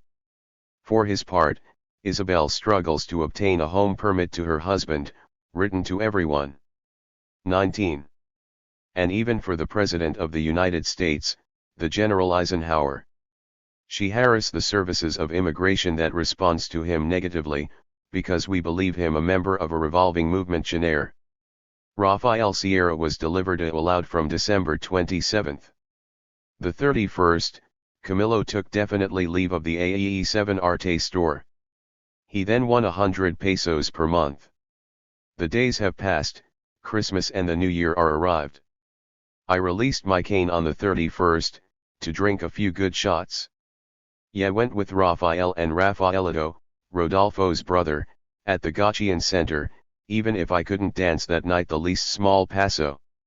On January 28, 1956, Camillo again case to the police who, this time again, is responsible for crowd, who came to place flowers at the feet of the statue of Jose Marti, the apostle. His injured leg does not allow him to run fast enough to escape to the police who pursue him. Arrested, he is led in the premises of the BRAC. In company of other demonstrators. There he is struck at kicking, one of which reaches him in the face. We raises his footprints and he is photographed, holding a sign on which the inscription is 80. Euro Communist. The SIM searched its domicile and seized several works of 10 communist dance, including Gorky's mother. Finally, on March 25, he left to join his wife, always accompanied by the inevitable Rafael Sierra who must find his in Miami. They worked 3 weeks to pay their billets for San Francisco. Once again, I am far from Cuba, I also move away from you. I think there is no greater sadness than that one, but finally, I have no choice, and, in the end, it's better thus. There, I was only annoying you, at your of the day, now you have to be more quiet and it's profitable for everyone, in word like you, both economically and on the physical plan. You know that, during the months that I have passed with you, I caused you big inconvenience, sometimes because of my behavior running. Other times because of my character a little one impulsive which led me to commit stupid, even if, in a sense, I have never judged them such. If something weighs to me, in this departure, this are 2 things, not to have been the right son that you deserve, and not to commit Cubs SAE. Dear and unforgettable old, when this letter you will reach, it will soon be Mother's Day and again, I will not be able to be by your side, but, that day, like the other years, my heart, my affection, and my memories will be with you, the old, with the sweetest and best of mothers. I vote these dollars to buy a gift that is of course from all over world dash, from old, from Osmani, from Umberto and me. But spend them for early, you can buy a dress and shoes, or a film roll to make you take photos and my sending them, or what you want. Isabel and Paquito send you their best veneers. FES embrace the old, Osmani, and Umberto, and you, little old Johe, I send you 1,000,000 kisses. Fidel, because Fidel is the hope of Havert for the Cuban people. The people are tired of Podicard's beautiful speakers and multimillionaires. Cuba needs of a great lesson, and we must give it. Soon will flow the blood in all the spheres, the voices rumble, youth are preparing to fight, false leaders erect their own scaffolds, day after day fall into the streets those who prefer to die in dignity, which refuse the decorum, of men who suicide end in revolutionary assaults like that of a few days ago. These occupy a high place in my heart, 1L is our duty, otherwise, we would be less than a few elaborate in one way or another with the Cuban cause. When I was in Miami, I have established contacts with a boy close to the MR-26 wheeler. I asked for that. We are looking for me at another merchant of Moncada, today exiled in Mexico, a very good friend to me. I will write to him so that he put me in direct contact with movement. My only desire, my only ambition is to go to Cuba and be in first line when you fight to recover our freedom, our quality of men. It is imposed on me, Sybil, to stay away from these problems. In these hours black, Cuba needs each citizen, each man. The moments that I went through IC1 were worse than those I lived there. Being far is more painful as blows or injuries by balls. So, me, Gordito, deprived of joy formerity, I just ask you to answer me, to tell me what you become. I know at least that your brain supports the cause of Cuba. How I would like be there to hug you and talk about lengthment with early. Do not be os one extremist then word, but answer, I know you will do it, because you can't shovels not Ramon Ruiz. You kiss you and I love you. September 12, 1956. Dear old. It is not nostalgia that pushes me to write you today. I was telling you the last I have that at 24, I feel enough responsible for my actions and that I am no longer the Garo yourselves that you believe, old. It has been FIM since the 1 degree of nil 53, when I left the island for the first times, and if there were still traces, they have dispublished during these 2.5 years spent here. During this period, I went through experiences that you are far from being able to imagine, things that I never told you, so as not to worry about her. During all this time, I knew perfectly well what I was doing. Yeah, knew what I was doing by marrying myself, even that I know perfectly well what I do in me separating. This letter is not intended to ask you advice, I write to you frankly, this is a letter full of sincerity, from a child to his parents. I know that it annoys you enormously, that it is not at all to please you, especially to you, old, knowing your character, Corn. I hope that Lusaras understand that I must act, feel, and suffer by myself, like any human being. Nor now nor never can I be guided by events, neither by the opinion of anyone, Corn. I can. 85. Make sure you, although you don't always have them, the impression, which I acted properly. It is a firm decision that does not inspire me lesser regret. There are things that man cannot tolerate under penalty of being one, and I don't believe no need to list the reasons that push to act in this way, things that, by my character and in all ways, I will not tolerate Jamais, neither here, and one in Cuba. I repeat, I'm not going to tell you now, at least in writing, things that have passed, and I greatly want you don't take it all to heart. Ya know that what you want, it's my happiness, and I don't think you wish me an impossible existence. I got married, I'm still young, I can still remarry, and if it happens to me the same thing as Hutch, I will not hesitate to separate myself again. Has the house, I have always seen tenderness between you, union, mutual understanding.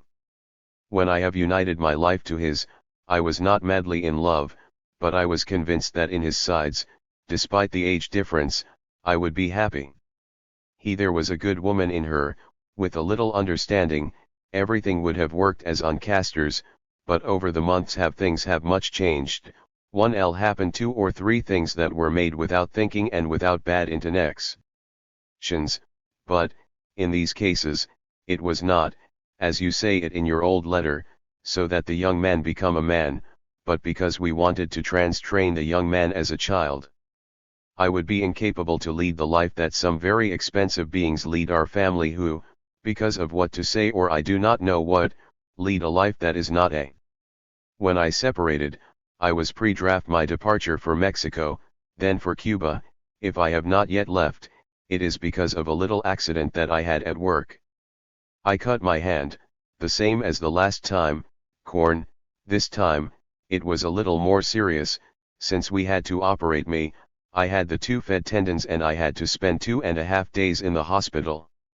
Today, thanks to God, I can no longer even say shit to God, while as a disbeliever and much worse still, I could expect anything. I are fine. Earlier, I went to the doctor who told me not to come back. Now, I arrive at stir their fingers, in a few days, they will be even better than before. Next week, Wednesday, I believe I go for Mexico, then for Cuba. I borrow this itinerary because it is the shortest and the least dear, and that I want to know Mexico. Will have from work to the store when I returned. 1Ls have proposed 120 in words plus the premiums, i.e. 140. This draw. 87. Veil, I am not offered it for my beautiful eyes, but because I knew how to deserve it by sweating like a beef and stirring my meninges. Have the sense of responsibility, now more than before. What I regret, basically is to have make this trip. I would have done better to stay there, even underground. When I come back, I will be more old, I will have my fingers a bit stiff, corn I will be serene, because I am more and more convinced of having acted as it was necessary. At least, between her and more, 1L there is no bitterness. I kiss you more affectionately than never. Camillo.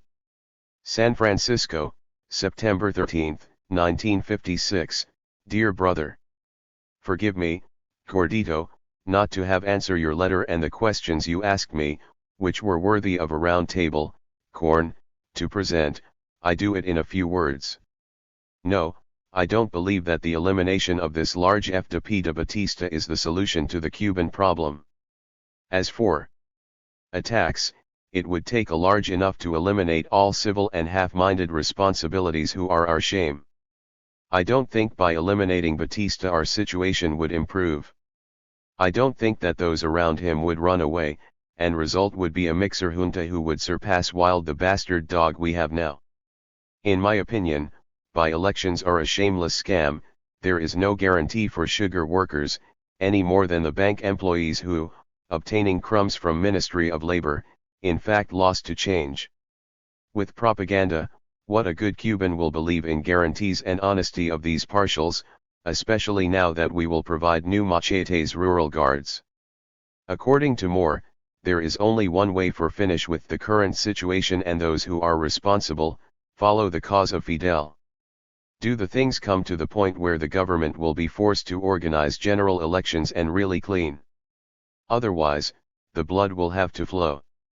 Fidel said that either we would be free this year or he would die. I've been with him for a long time. I had sworn to join him and I will hold my oath. Wednesday 19 of the same month, I am leaving for the Mexico. There, I can establish more contacts with the boy I told you about, one of those 89 who were in prison. My only interest in going is to make me useful, to do everything possible, and to know at least what day I must be at Cuba. You kiss you. Camillo. Camillo therefore used these 4 months spent in the United States to implement his wish to fight the Batista dictatorship and reflect ways to join Fidel Castro in Mexico. During this stay, we just saw him, his shins with Isabel Blandon have deteriorated. They however, leave good friends. The young woman accompanies it to the station with Rafael Sierra, whose wife is waiting for a baby. It is the first time that the paths of the two friends have been separate. Camillo has just obtained his card resident in the United States. My country, if night abandons you that the day rises and that the light radiates, tell my cantor that he trusted we will die for early and we will live for early. Ahmed Sanaun. Camillo hides. Is it to find him that I leaf through this collection of poems? Words of others go agree with mine? I rage not to be able to read those written in tribute to Camillo. Translated. They lose all their flavor musical. You shouldn't believe, it is not because that I only read or speak the language of Cervantes that I don't hear the music of words. I am the verses of Nicolas Guillen and Lis aloud. Fine in el Arfino, si donde estará, donde K6, el Commander Camillo, what no lo seo. 93.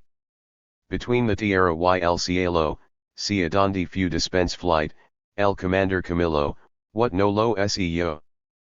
Poetry is not helping me, and my rider with a proud pace moves away, trotting, galloping, trotting, galloping, galloping. The hours of the day traced in vain. Here, a Alexandrin, he was missing only that.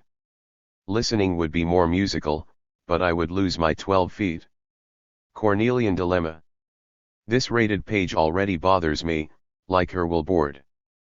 But then, tear it back, it's not okay, the head. Tear a page. Even smeared, Richard, dirty, scribble, overloaded, ranged, annotated, tipexy, read, rereads in the discourse most total. I would like to see you there. He begins to annoy me, this Camillo, with his big smile all teeth outside. We don't have idea of thus seducing a foreigner, extranjera, in his Cuban mouth to make him look away a harmonious, kind relationship, against the backdrop of revolution, a glass of free Cuba or mojito to hand, in the scrolls of one of these cigars that he loved so much to smoke, over an air of rumba or bolero sung by Benny Moore. 94. The freshness of the evening between the window open, it will soon be dark. I approach the game of the life of Camillo Cienfuegos, which is supposed to be the most interesting. I enter it, my heart beating. Camillo arrived in Ciudad Juarez, in Mexico. September 21, 1956. From there he won Mexico. Of the moment I passed the border, I experienced a great feeling of tranquility, knowing that I was going to accomplish what I consider as the first mide of my duties, the duty towards the fatherland. If I didn't do it, believe me, I would never have could live in peace. He wrote to a friend. Located at the Rioja Hotel, he went in search of Reynaldo Benitez, who was part of the movement from July 26. Reynaldo being absent, he left him a message asking him to come and join him at his hotel. The two young people found themselves with pleasure. Camillo solicited his help to enter into the movement. Reynaldo accepted and took him at home. The next morning, I went to see Fidel, which refused that Camillo will enter the movement, arguing that everything was over and that there had more than to leave. Helmed to bars my arms, I went to see Raúl and I insisted, Corn 1 la 2 denied. Camillo has stayed in words for several days, between sing and 10, perhaps. There was also Mario. M9. Fuente. Camillo spent his days winning the furniture at home, and, when we were together, we was going to walk around the streets of Mexico City. He knows how to make magic tricks, among other jokes. No doubt Camillo then finds Osmani, who already belonged to the underground group of Cuban communists. I don't know anything about the reports that the two brothers maintain at that time. But Osmani is surely aware of cadet projects. In a letter to his parents dated October 1%, Camillo complains of a molar that terrabust, and says to wait for a letter from the Army American, who should not be long, although there have no chance for me to be mabis, corn, as I signed up. You have to see what they say, a misunderstanding can quickly make you a deserter. I can't find any comments explained Katif around this correspondence, despite its publication in William Galvez's work, El Señor de la Vanguardia. Thanks to this letter, we nevertheless understands that he has taken steps with American authorities to commit in the United States Army. This is what is bland, in contradiction with his desire to fight in the ranks of M-26. He gave in to his wife's pressures, looking for him a stable job, and thereby hoped to obtain the 96 American nationality? Who to ask the question?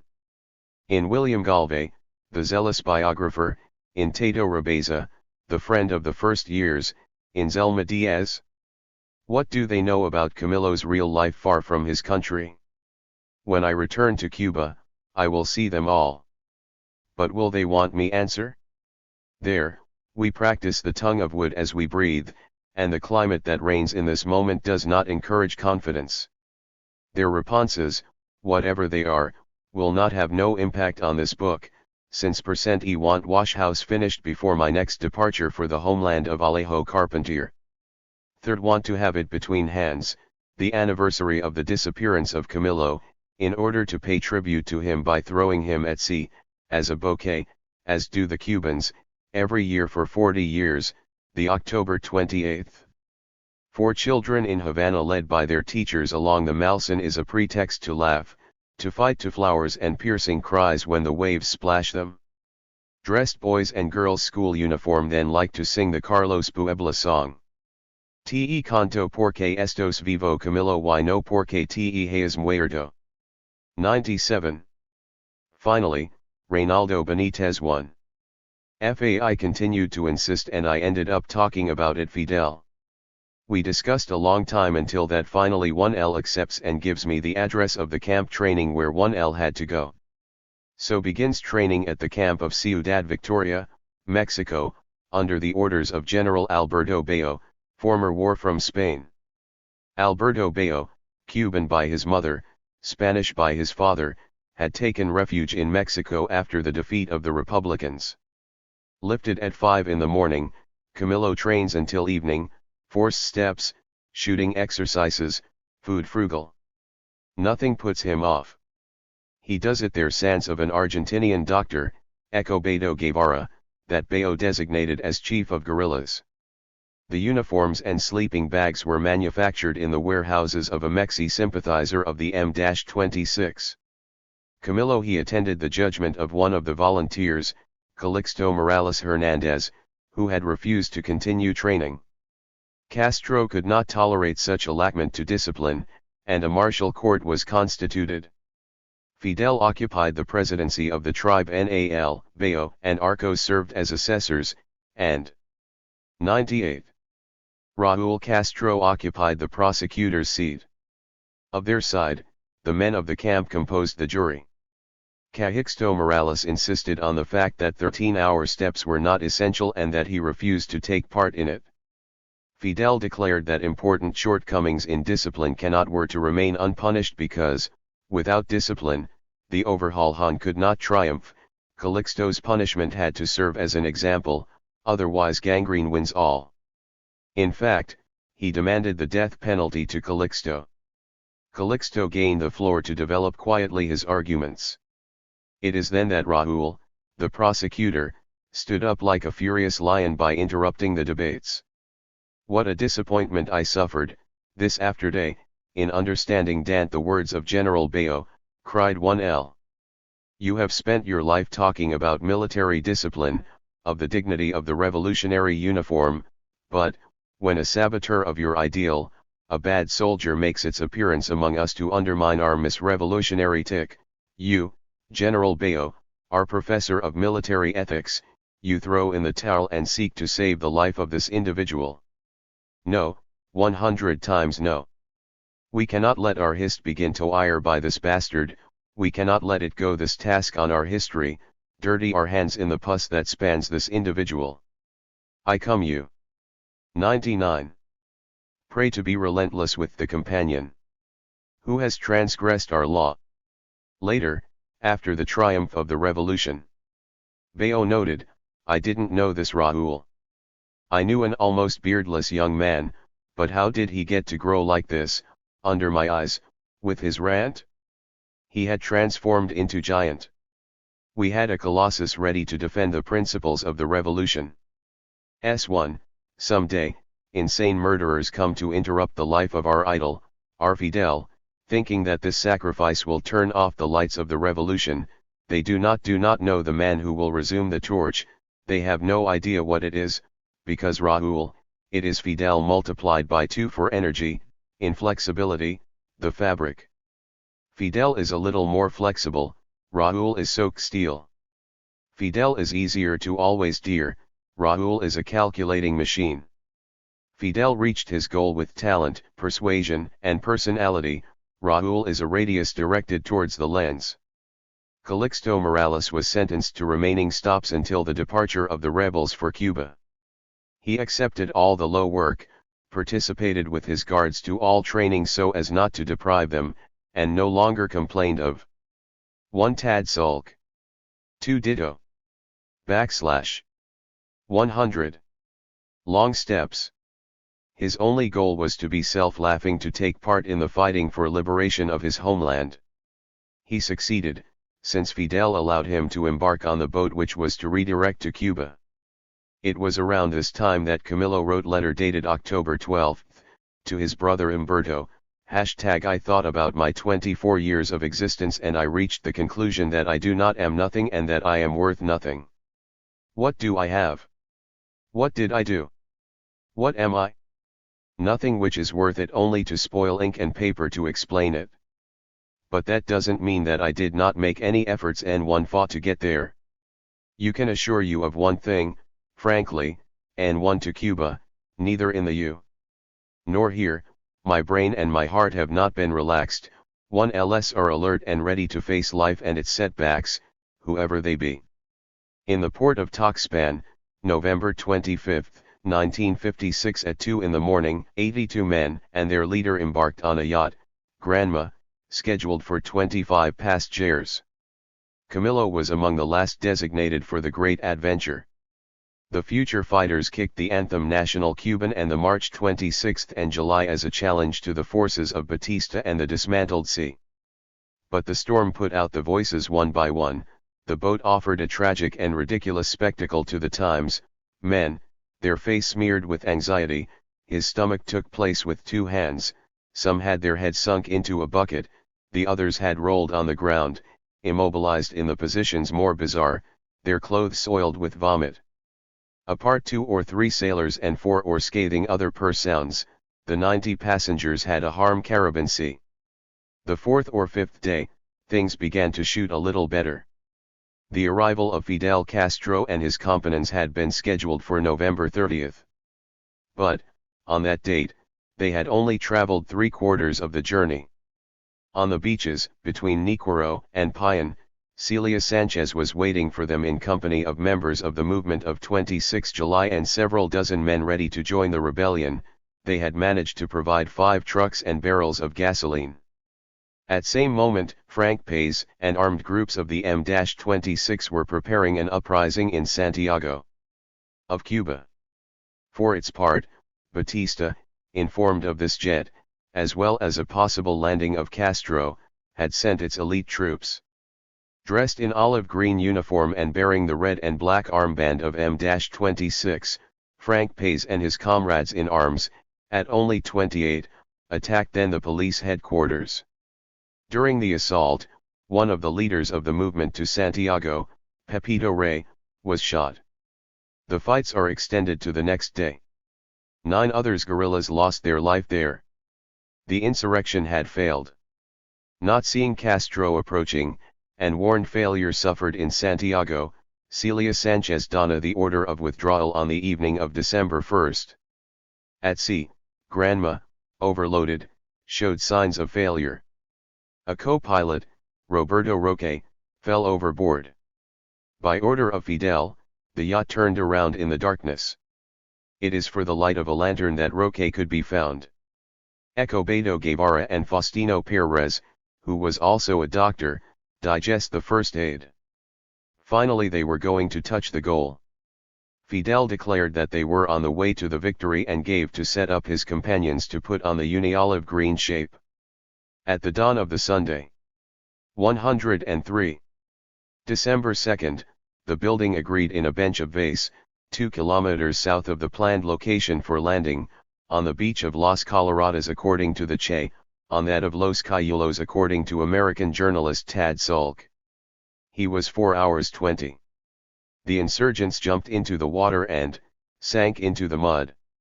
It was not a landing, later confided the Che, it was a shipwreck. For several hours, these men exhausted by seasickness trampled in swamps where the palativiers grow, bruising against their roots, water to the waist, part-imes to the neck. They were progressing painfully, feet swolled in heavy boots too new, assaulted by clouds of mosquitoes, the face slaughtered by lianas, stumbling, getting up, sweating anxiety in this liquid hell, desperate never escape the mangrove. When, finally, they hit a firmer soil, they collapsed, unable to take an additional step. Weapons and ammunition that did not have was swallowed up in the fondrieries had taken humidity. Our medical arsenal had disappeared, our backpacks had mostly remained in the Marsum, reported the Che. When they had regained some forces, the rebels dragged themselves to the highlands and discovered a coal cabin that serves lives from shelter to the most proven. Escobedo Guevara tried to relieve the wounded feet of his comrades. They were there when they were surprised by the owner of the notebook, Angel Perez Rosalba, to whom Fidel immediately declared, "Do not fear anything, I am Fidel Castro, and we came to free the Cuban people." To these words, the peasant, for the less surprised, gave them a few food. However, their stop was short-lived. A plane, supported by a warship, bombarded the mangrove. Castro had the setpoint of when the wooded hills cover. Hungry, patients, exhausted, supporters fell asleep groaning. The next day, after having only fed of thirsty nude with source window, the small troop, under the direction of a young peasant named Tato Vega, took the path of the Troca, a hill whose dense afforestation had to ensure them a safe asylum. There, they stayed at help of rice and black beans only peasants had provided them. This time they passed a restorative night. 105. On December 4th, the group set out to ballast. In the village of Aguafin, the grocer gave them boxed sausages and crackers. What has it to do with it, the reader, sausages and crackers offered by the grocer from Aguafin to the Fidel Strip?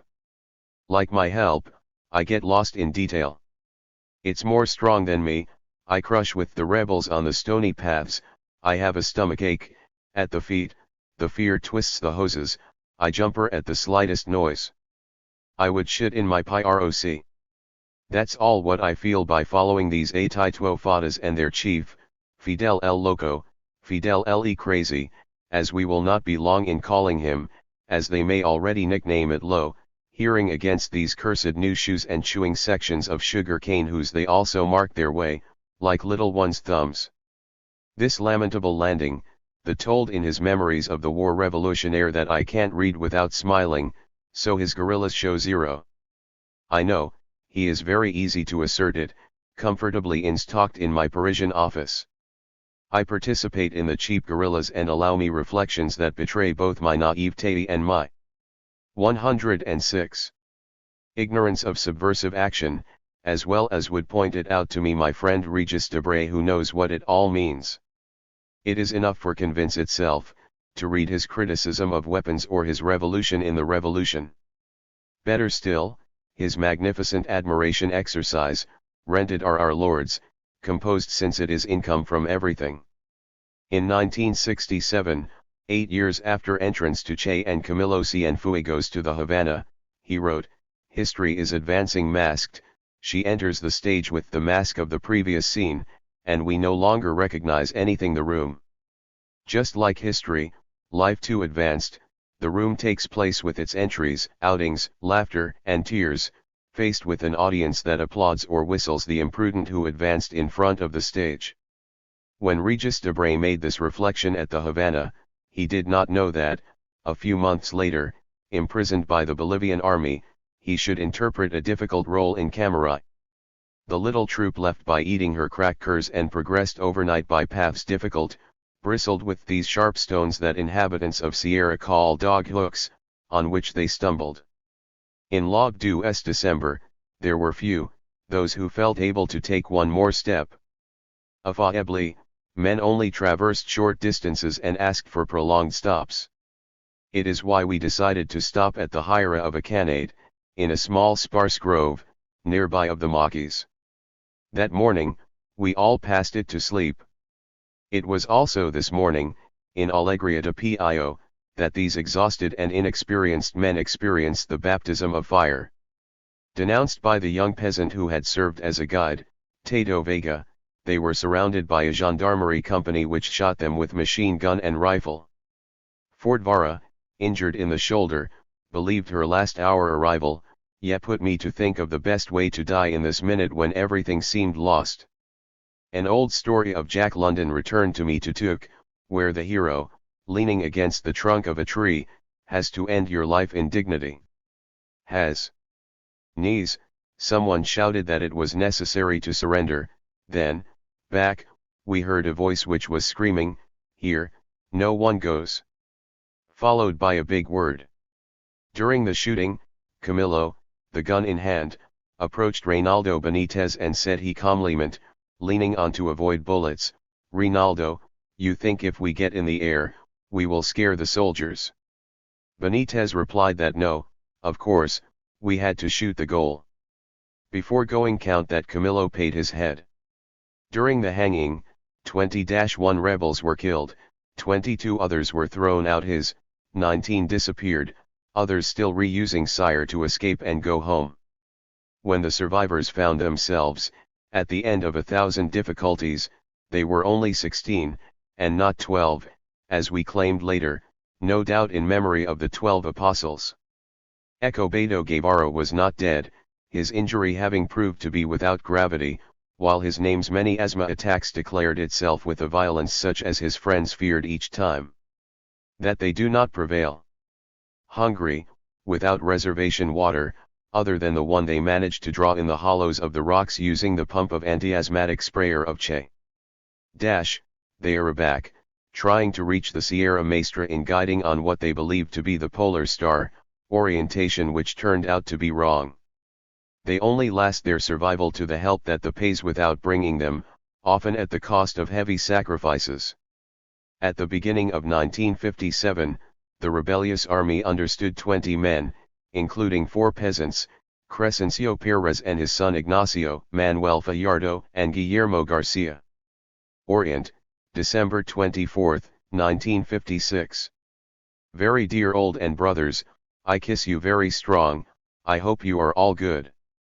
Me, in this beautiful and wild Orient, I am at best my home, you can be reassured.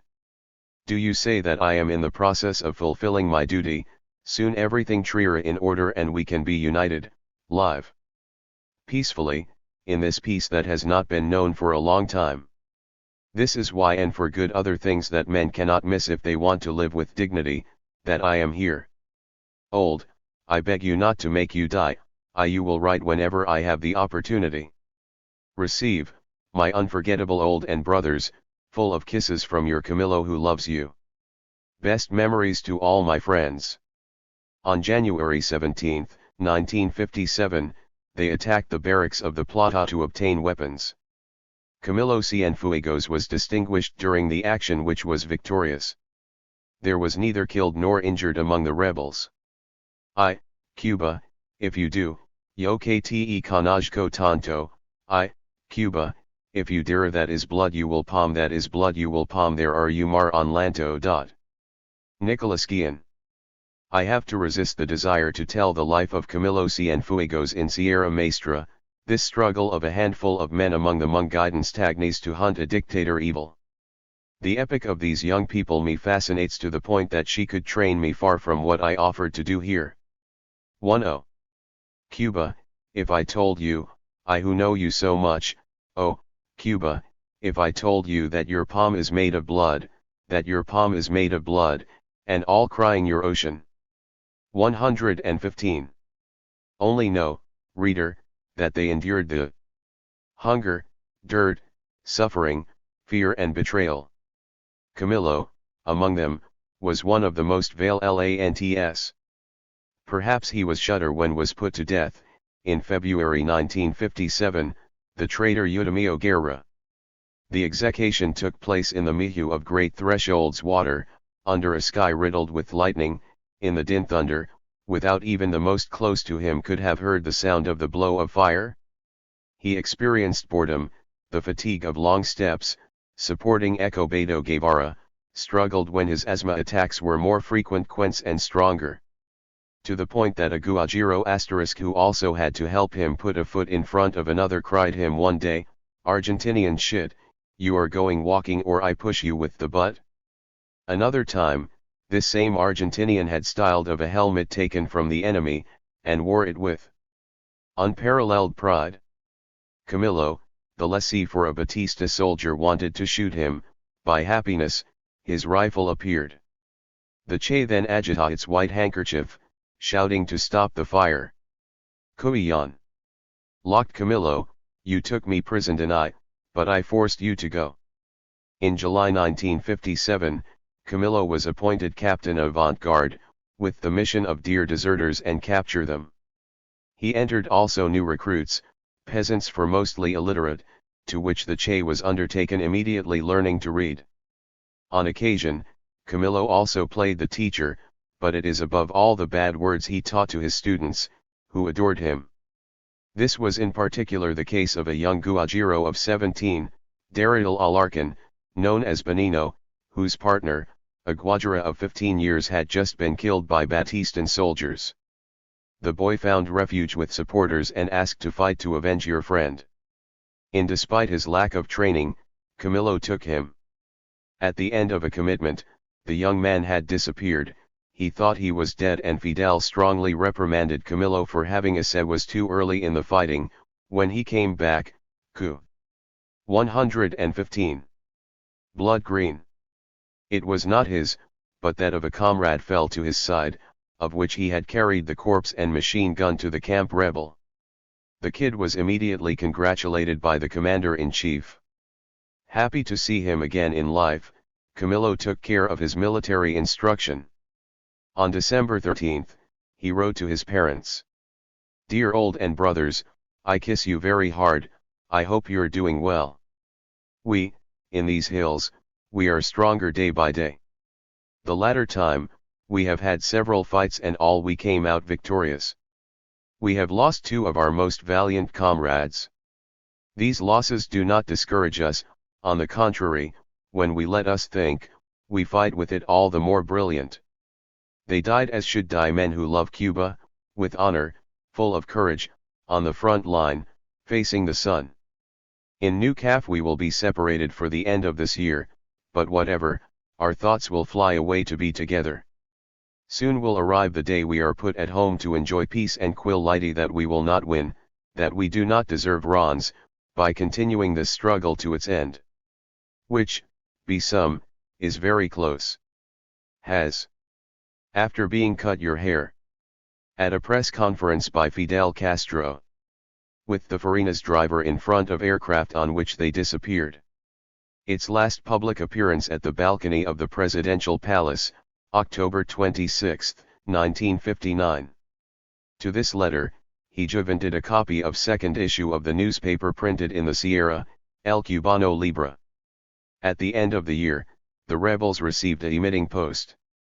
The first transmissions took place in February 1958.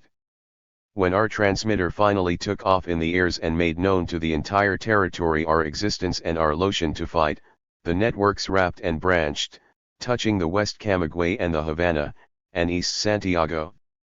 Everyone loved Camillo for his courage, his humor, and his kindness. He didn't have no the same is more likely to sew up the uniforms.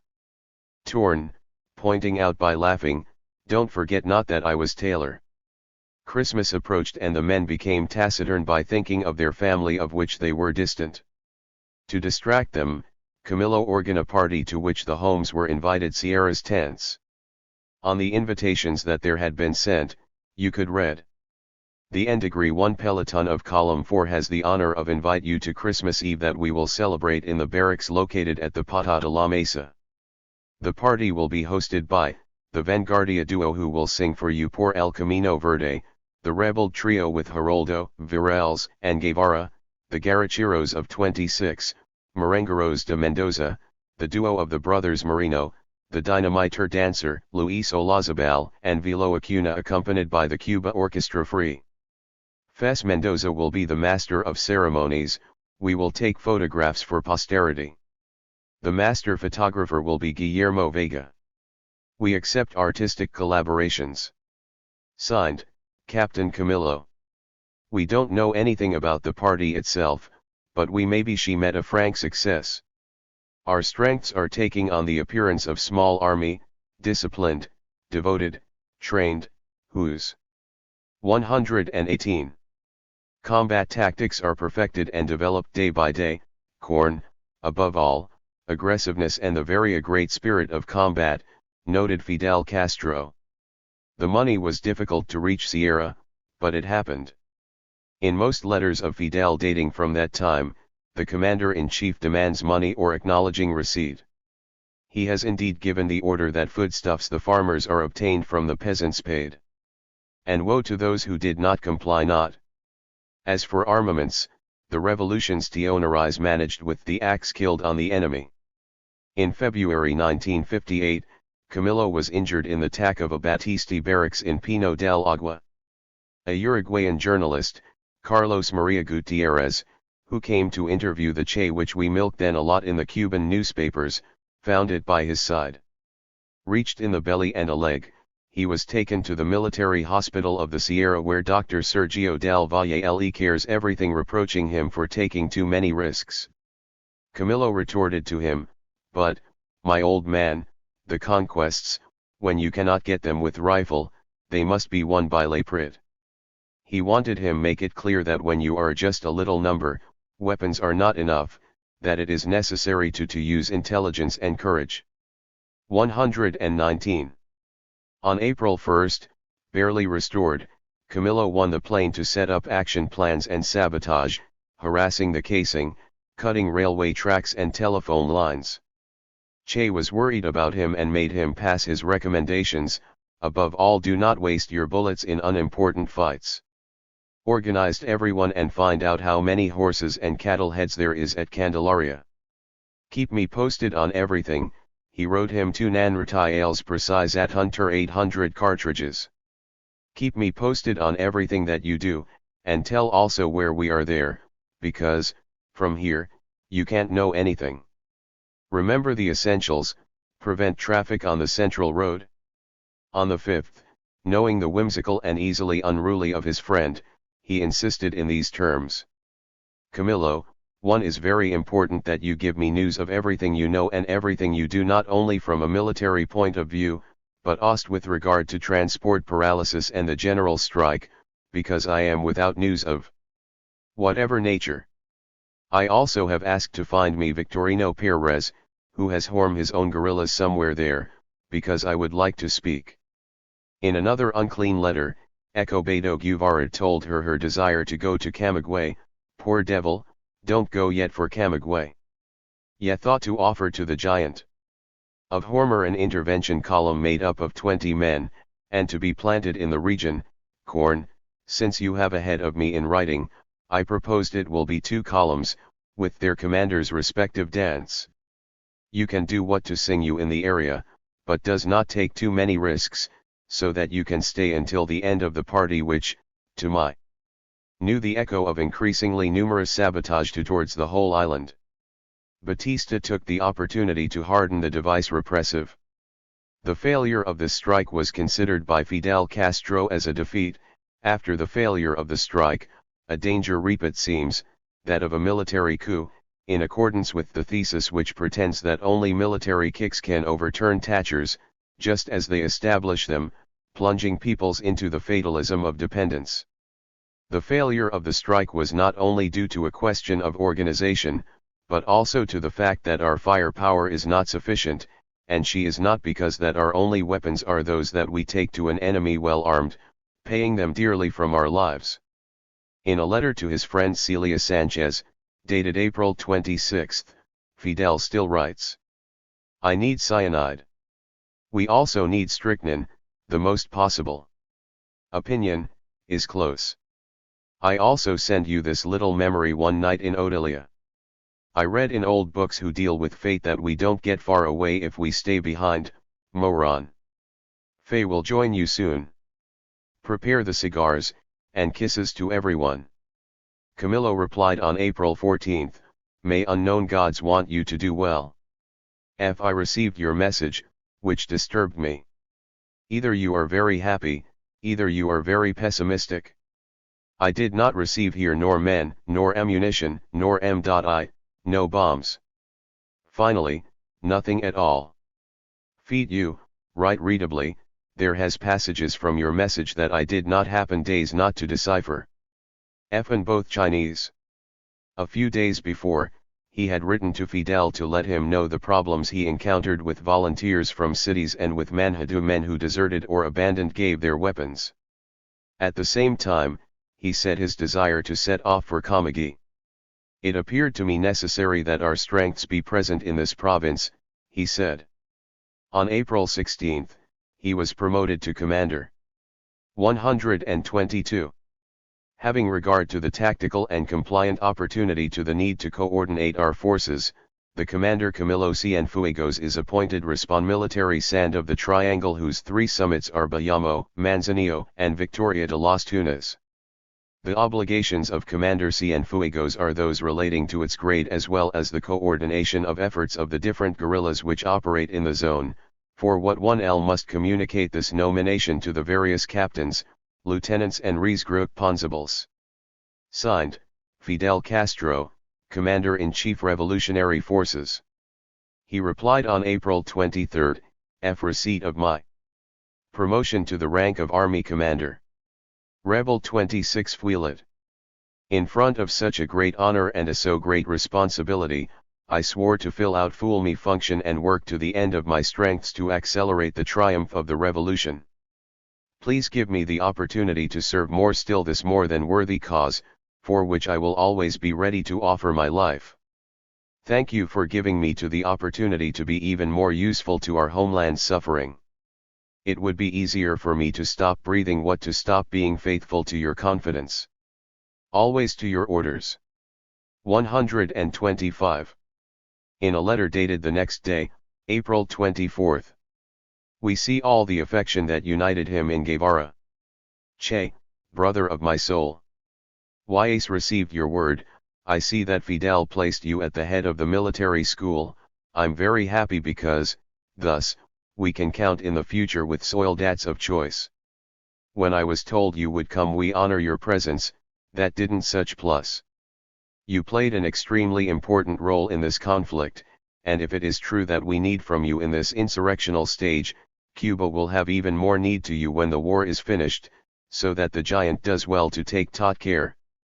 You would really like to be always by your side, you have been my chef for a very long time and you will always be of being. Thanks to you, I have today the opportunity to be more useful, and 1L is impossible to say everything I did so as not to leave you in the harbor. Your eternal Shi Sharon. In a report dated April 25, Camillo announced to the commander that he had entered in Bayamo with 40 men. During pataki of the power plant, they had tried to do jump oil tanks. We had to name many losses on the side of the tyrant's forces, but one of his lieutenants had been killed.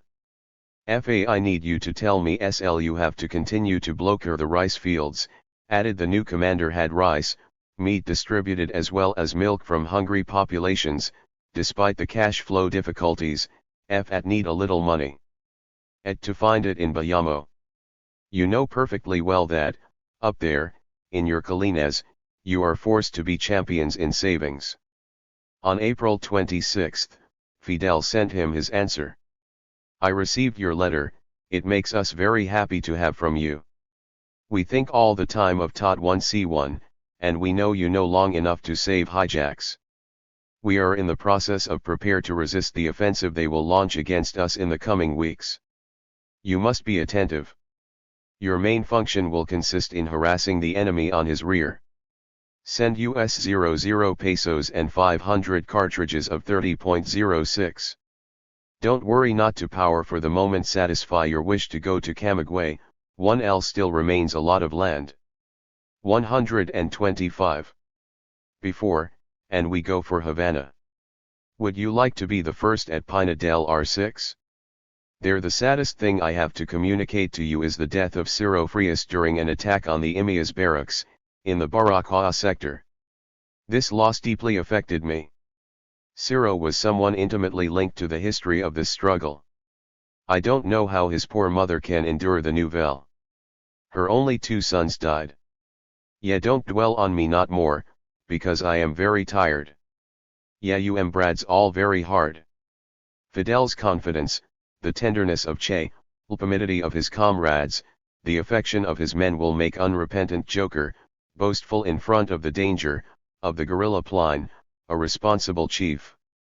Hungry, too. Camillo was always hungry and still wanted eat. We had big shouting because he constantly wanted to enter the houses to ask for something, and twice, having followed the advice of Gluttonous, we were on the point to fall into the hands of a troop which had already murdered dozens of our comrades. One day, we entered a house. We ate and we all fell sick. But one of the most sick was naturally Camillo, who, like a Han, had engulfed a kid whole, said Escobedo Guevara. To this testy. 126. Gracing you can add that of Horacio Gonzalez. Palenco, when you found it to eat, the fighters got carried away, then abandoned the remains. Then when they were hungry, they regretted were. Camillo was aware of the problem, so well that when we had finished eating, 1L collected the reliefs in large pans that he then wore in the shoulder, without asking for help from anyone. He charlapped his saucepan in operation, and when the men were hungry, he exhibited him in front of them in sporting a mischievous air. Served first as commander, he waited until all bowls were filled and, despite his gluttony, he hired his companions to use yourself in your own dish if he believed that he had been favored. Camillo takes his role as a chef very seriously and is anxious to give Movement Rebellious a positive image with populations. April 29, 1958, from the Plains of Guidance, he answered a letter from a certain Jorge Taul, a Hostamash, who asked him explanations on the execution of 4 Moors in the Jabaco area.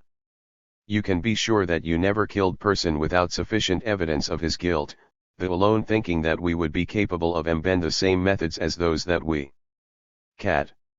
Let us fight, constitutes an offense. It is only note our conduct for almost a year and a half of wrestling in Sierra. Throughout this time, we have not tortured a single prisoner, a civilian meter. We have never subjected them none of the treatments they apply to our men. We have a very great moral sense. Our sense of humanity and revolutionary honor prohibits us from imitating mercenary soldiers, assassins, dictatorship loose. We prefer 1,000 death rather than use these methods which would cover mud, stigma, and ignominy the glorious flag of 26 Feuillet and the memory of so much of martyrs. When you say that the Compal only lose their motivation for the struggle, sincerely, it seems to me that this is an erroneous interpretation on your part. Our faith in the people are intact, and vice versa. That fails weak, men of little forms in the future radiant of the fatherland, that the timids and the poor of mind abandon us. This struggle will continue until its glorious end, thanks to our effort, we who let us fight, which we beat in the mountains of the Sierra and the wild plains of the Orient. I'll carefully quest about these dead and I will give in accordance with what has been stipulated in our criminal code. Thank you for your caring lines ever.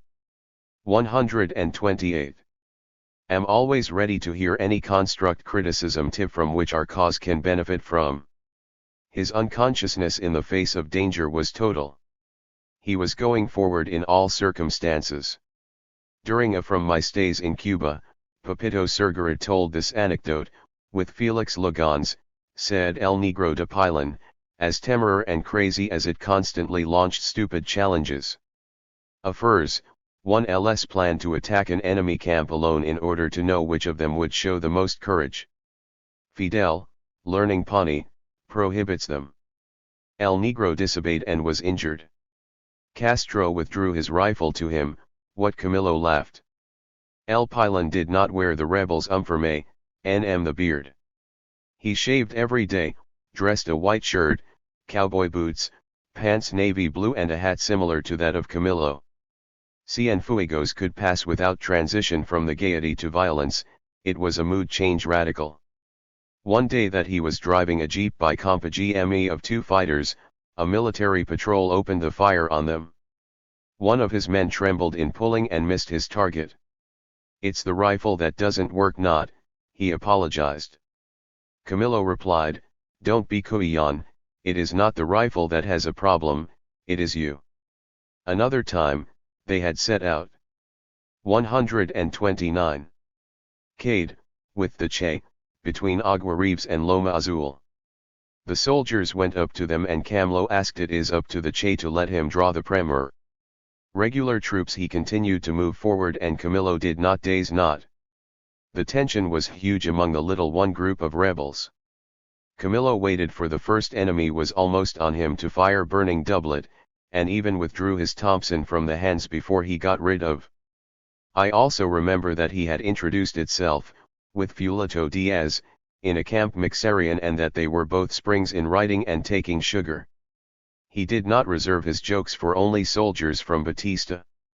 He had given some surname to a peasant, courageous fighter, while accompanying lake of an offensive gesture. The peasant complained about it, saying that he would not admit to be insulted and that he was not a ventriloque. As I did not see what 1L return born, Tel Guevara, I went to find Camillo to understand the soul attitude of this man, and the fact that he looked at him contemptuous when he treated him with ventriloquy, what the peasant interpreted as a terrible insult. He received for any answer, a great laugh. During a stopover, Camillo discussed everything and nothing with his companions when he noticed almost a comrade listened to him. This. 130. Who worries me the most is what we are going to do of the submarine that Fidel sends us in the Sierra, because I wonder what it can be for 1C1. They all were silent, holding their laughs, and comrade opened round eyes. Camillo continued, / will have to bring, because, if Fidel send it is that it should be used for something. So, as soon as he arrives, you will have the responsibility of mounting it so far and we will see what we can do with it, right? And the bewildered man to opine from the chief. Another time, he had decided to pass through lies detector 3 men suspected to inform the army. A big corporal was interviewed the first with it. A device at measure the tension. Each response of the corporate Ral, Camillo was drying out to him, "You are a liar. You don't say the truth." The non-commissioned officer ends by telling everything. I could continue to narrate the dozens of jokes of which were victims of friends and enemies of Camillo. It seems that he never has nothing could do with seriousness, as if events in which he participated did not appear in his eyes of one extreme importance. This casualness annoyed Fidel Castro, who made him often grievance, apparently without success. Barbas. Actualidad. T. Newsbeards, Fidel Castro, Camillo Cienfuegos, for Chamont, Che Guevara, drawings by Silvio, in Bohemia, April 1959. No hubra ms poma sin la violenta musica de la libertad. Fiat James. A new day begins to fight. Again and again with the words. Not just the words, fatigue, failing memory, time, doubt. But what took me from Addison Care to that?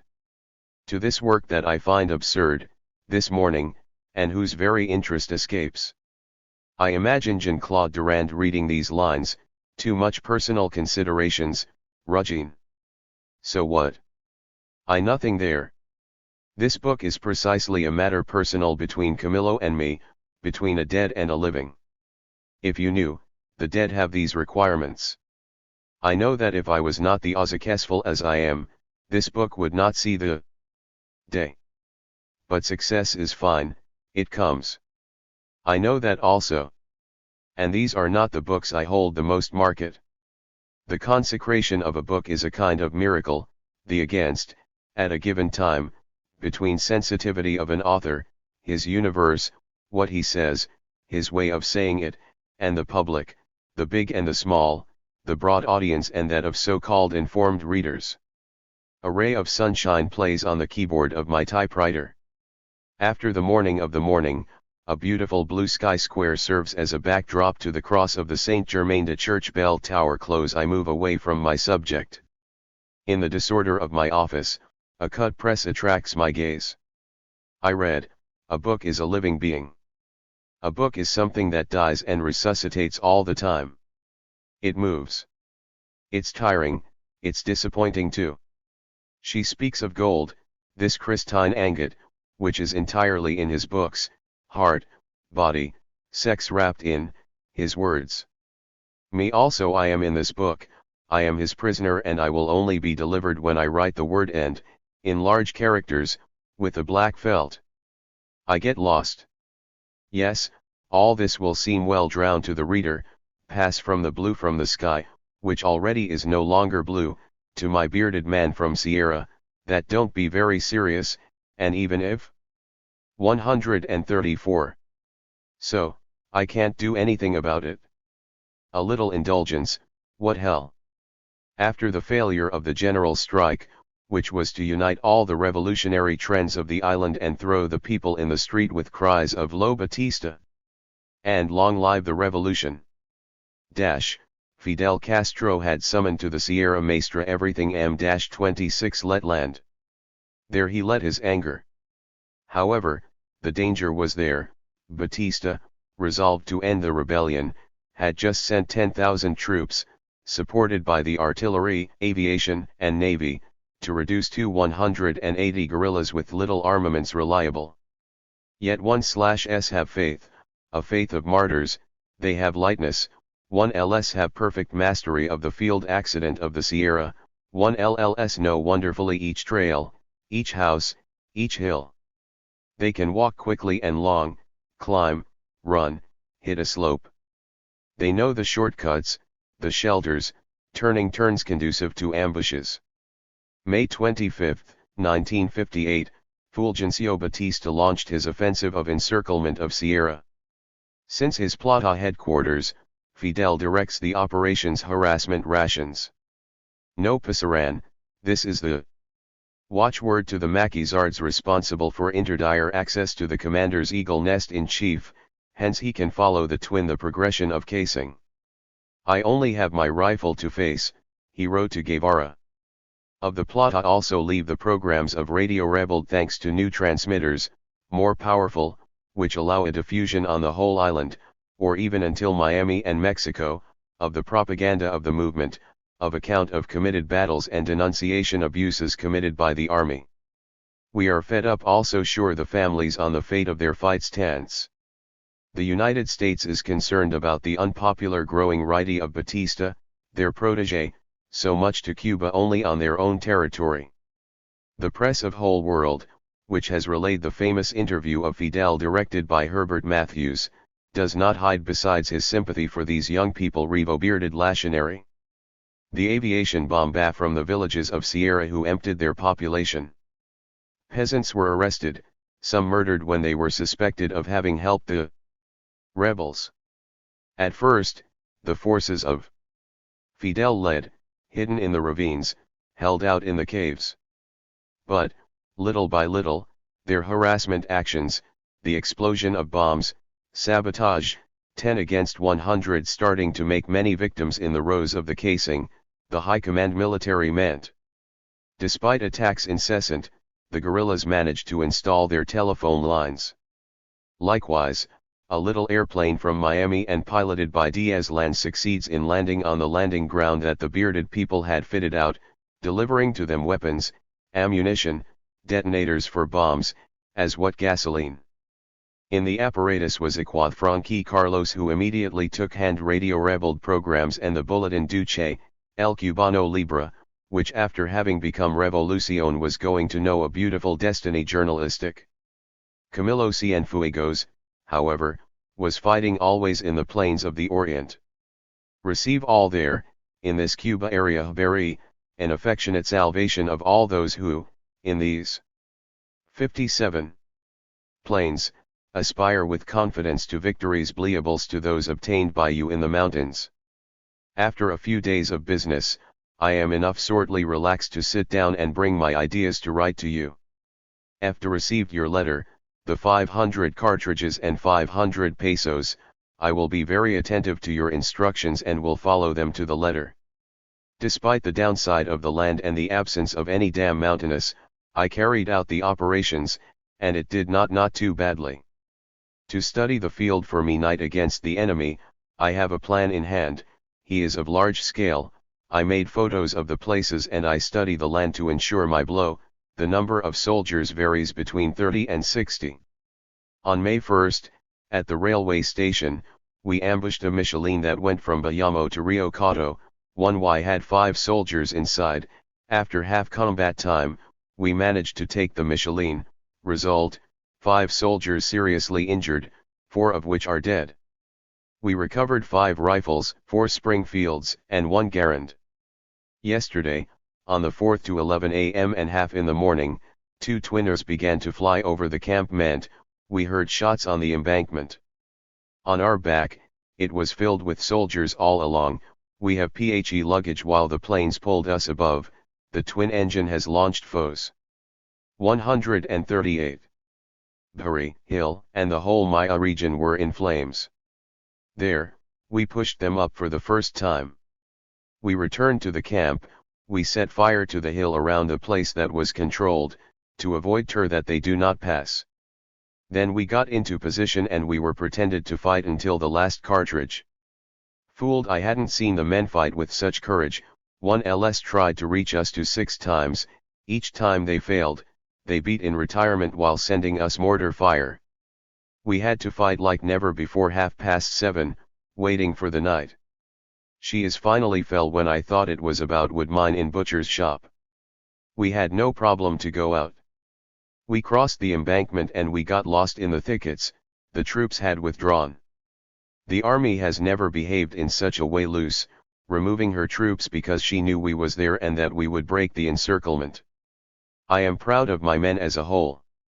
The same evening, seeing us, the local people, who know the field, which had seen arriving tanks and cannons, which had seen the fire and had acclaimed us as superhero.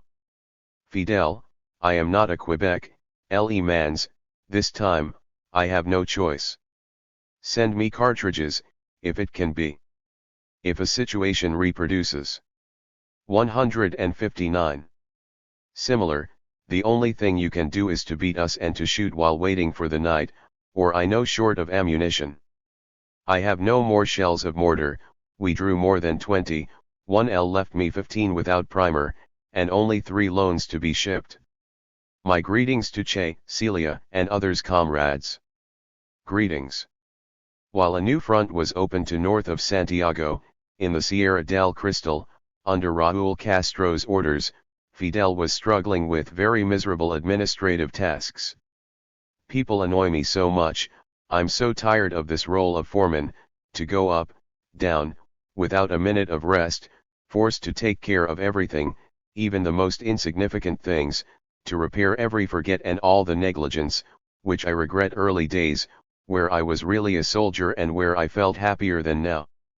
Throughout the island, the troops of Batista Pen in turn, and the abductions, torture and rape multiplied, to which responded to Camagüey, Matanzas, Las Villas, Holguin, the Tirañas mining executions, sabotage power plants, sugar companies, and railways. One of the great concerns of men from the 26 Celit movement was that the acts of sabotage do not affect any human life. The battle was raging in Sierra Maestra. By the voice of Radio Rebelled, a call was launched to the International Red Cross for it to take in charge of the soldiers of the injured Diet or Sounders. 15 ambulances started from Havana. Almost every day reached the camp of the plated the account of the many feats of arms of Camillo. The men of the intrepid commander dedicated him to absolute confidence. Several covered, Escobedo Guevara also demonstrated his admiration for the courage of his friend. During the first days of April, Camillo came out of his shelter of Sierra to head towards El Cauto, where 1L was appointed commander of column and degree 2 and Timo Maceo. He made a series of impression exploits in the plains of the Orient. Camillo was the first commander of our army to descend in the plain and to fight with Morale and the frightening Sierra Army sitting. 141. However, the risks he was taking, his refusal of the hierarchy, his men called him Camillo, or more simply Milo, rarely commander, attracted him the reproaches of the commander-in-chief. Like all others, he wrote to him on August 16, "You have an annoying tendency to fuck the largest mess possible and to let ourselves get off around after. You didn't even bother to send me a list of men, weapons, and ammunition that you have with you. Do not know either if you have only one mine. I imagine that you had to load someone residues from the platoons that remained over there. At least like to receive news of all this. Regret not having had time to share a series of very important projects to you. If this message still finds you in Providencia, take a horse and come to La Plata, even if that must delay you 48 hours. If you are already part, continue your way, but is not missing not to send me the information I request. Have a little common sense and never lose seen as fame, hierarchical positions and the successes spoil people a little. If you arrive at Pina del Rio, you will spend a bit for the little one cousin of the glorious Maceo. Corn does not forget that. Go try to kiss you throughout the way." 142. On August 18, Camillo received his order from March. Mission is given to the commander Camillo Cienfuegos to drive a rebellious column from Sierra Maestra to Pina del Province Rio, in execution of the Army Strategic Plan Rebel. Column and Degree 2 Antonio Maceo, force invasion thus named in tribute to the glorious independence fighter, will leave from El Salto next Wednesday, August 20, 1958. To the commander of the invasion column is granted the ability to organize combat units rebels throughout the national territory, until the commanders of each vince arrive, with their columns, in the regions placed respectively under their authority. It will apply the penal code and the agrarian laws of the rebellious army in the territory invaded. 1L Pierce real taxes established by military regulations. He will combine his operations with those of any another revolutionary force which would already be by train to operate in a determined sector. 1L will create a permanent front in the province of Pina del Rio, which will constitute the definitive basis of operations of invasion column, and will designate for this purpose tiers of the rebellious army to the rank of chief column. 143. The invasion column, while having for primordial objective of carrying the liberation war to the west of the island, any other tactical question being subject to this end, will beat the enemy in all opportunities that will be able to appear during his journey. The weapons confiscated to the enemy will be intended borne by priority to the organization of local units. 10. Ningua le tengo para ofrecer, ningua proficia salvo the muerte y las revoluciones victoriosas. Mario Trejo.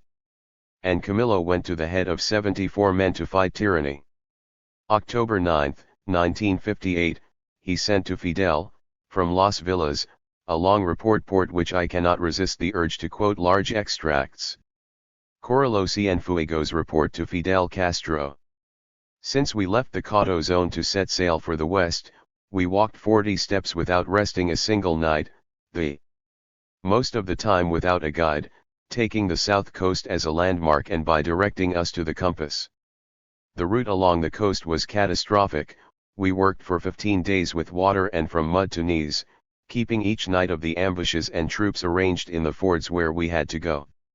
On the 30-1 days that the trip lasted in the province of Camagüey, we have not eaten that 11 times, when it is the region of breeding richer from Cuba.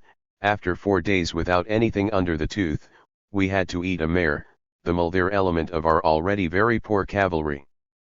There almost all of the animals had remained in the marshes and the quagmires of the south coast. We haven't heard from Che since 22 days, the last date from the 16th of the month last, where 8 comrades in his troop, then another ninths joined us following a fight in a place called Cuatro Companeros. I am told today that the Che has left the Baragua area and that it progresses very slowly due to the physical state of his men. We know the place well, with the sea on one side and the lagoons and, in front, the Lichuabo River that can be crossed in one place, the Cantaranas Bridge where were 3 ambushes of 20 men each, 500 meters from each other. 146. By crossing the province of Camagüey, we had in all and for all 3 commitments with the mercenary army of tyranny, none of the 3 we caused the deaths of N1 wounded. We burned down and destroyed the installations of the aqueduct of Ciego de Avila, after a small collision where we killed a corporal of the arm and took prisoner a soldier, taking them 2 Springfield, 2 cartridges and 2 pistols. On September 7 before midnight, we trapped the Fobabo to the south. On the 8th, we avoided an ambush stretched by the guards, at the Terra plant, targeting a group of bandits who, it seems, operated in the area. It is on this ambush that the Che is fallen by passing by there.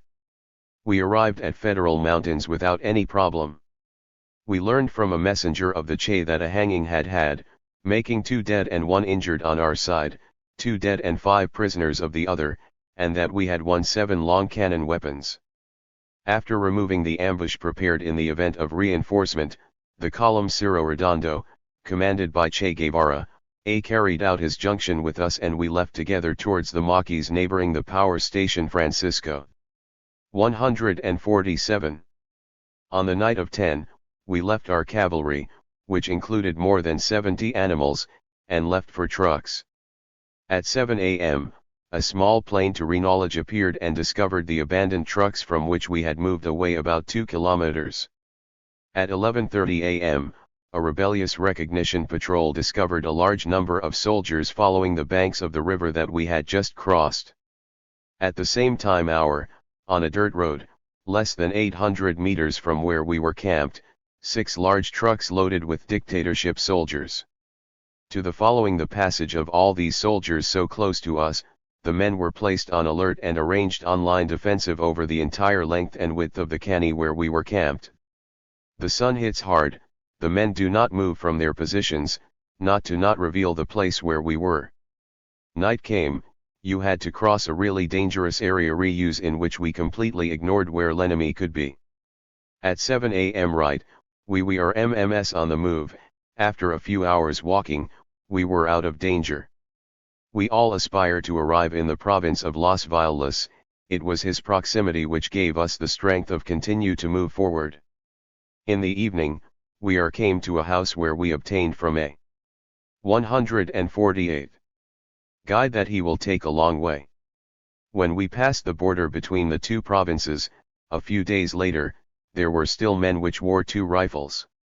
At this place, we have learned that 5 young people circulating on board of a truck, on the road from Maracay to Majagua, had been murdered by the troops of the tyrant. That night, we hardly have market, but we have eaten enough. We camped 2 kilometers from the hospital and progressive province of Las Villas. At dawn, the sky was covered, it was raining. It was the first night we were resting after 48 days of walking. Fatibamico was in flood, impossible to cross it. We had to return to the camp the day before under a torrential downpour and strong wind gusts. We have occupied several houses and spent the night there. The next day, we are made to eat. No, nothing prevented us from passing, and 1 rivers in flood hundreds of soldiers who appeared to be meant around us. Fatibamco. We put a water rope arriving at the chest, and the current was strong. Kissed the land of Villa Clara. All men of the troop were filled with joy. A small part of our mission was accomplished. Camagüey behind us. Camagüey and his difficult hours. Camagüey and his hours of famine. 149. We had managed one of our older ones' military triumphs of revolutionaries, despite the many armed forces of the tyrant who had tried to exterminate ourselves. We had done the long journey that had led us from Oriented in Las Villas losing only 3 men. It is already late, the person who must carry this message has been waiting since this morning. Today, the plane dropped leaflets where 1Ls say they are going bombing. I'm sure and certain that we will get to Pina del Rio, men are resolved, the will has neither did the courage flanked, more great were the need for sleep, hunger, and the danger and the more they were decided. It is a first-rate troop, it will arrive to the goal. After having traveled more than 30 kilometers to cause of the detours that had to be made, we are arrived at dawn very close to the central road and we have decided to stay in a canade at 200 meters from the road and 24 kilometers from Ciego de Avila. So the night was already advanced when we went to get some trucks in a hamlet. Aboard these trucks, we left on an impossible path where we got fucked constantly, so that we were wasting a lot of time. 150. And, at daybreak, we fell on another hamlet of which 1L had to take the 30 houses. Residents were first frightened by saying that the army could appear from one moment to the next, but they were not long in lose all fear and kindly chat with the rebels. We placed sentries and embuscades away enough that the inhabitants do not run no risk, and strong enough to repel the enemy. Everyone is aware of danger represented by the possibility that the army between in the village. It would have been only an act of barbarism in addition, from him, to raise the houses and to shoot the inhabitants. At midnight and a half, September 30th, we have crossed the crossing path. All men have set off on the ground, the trucks coming behind the Antimonasio invasion column. A few kilometers after the place they had mired, we had to abandon the trucks because 1L was almost day. All these battles, all these sufferings did not prevent Camillo from engaging in his sport favorite, the bad jokes that the Che more than once the costs. One evening that Guevara rested, shirtless, smoking a cigar while chatting with his officers, Camillo approached. 151. By countering his approach and imitating his Argentinian accent, he leaned and tickled him. The Che was struggling by laughing. Stop, Camillo. I warn that you are heckling in front of my general staff. What staff? Well, you have the Comrade Miguel, head of the command, Comrade Guilo, corporal, and Pachequito, chief of supplies, replied Escobedo without stopping laughing. Camillo looked at them one by one and retorted, imitating always the Argentinian accent, and you think you're going impress me with your staff? The column of the Che and that of Camillo moved it were in parallel. Camillo crossed, on horseback, the Rio Salado just after his friend. He came to the camp basic of the Cerro Redondo column a bit before dawn. The Che was sleeping in a hammock. Camillo approached him and pushed him with his horse until he fell, tangled in his blanket. The Che was laughed like a goss. You will pay me. You will pay me. Her milk il, laughing at laughing. You are not ashamed to sleep at this time said Camillo to him, helping him get up.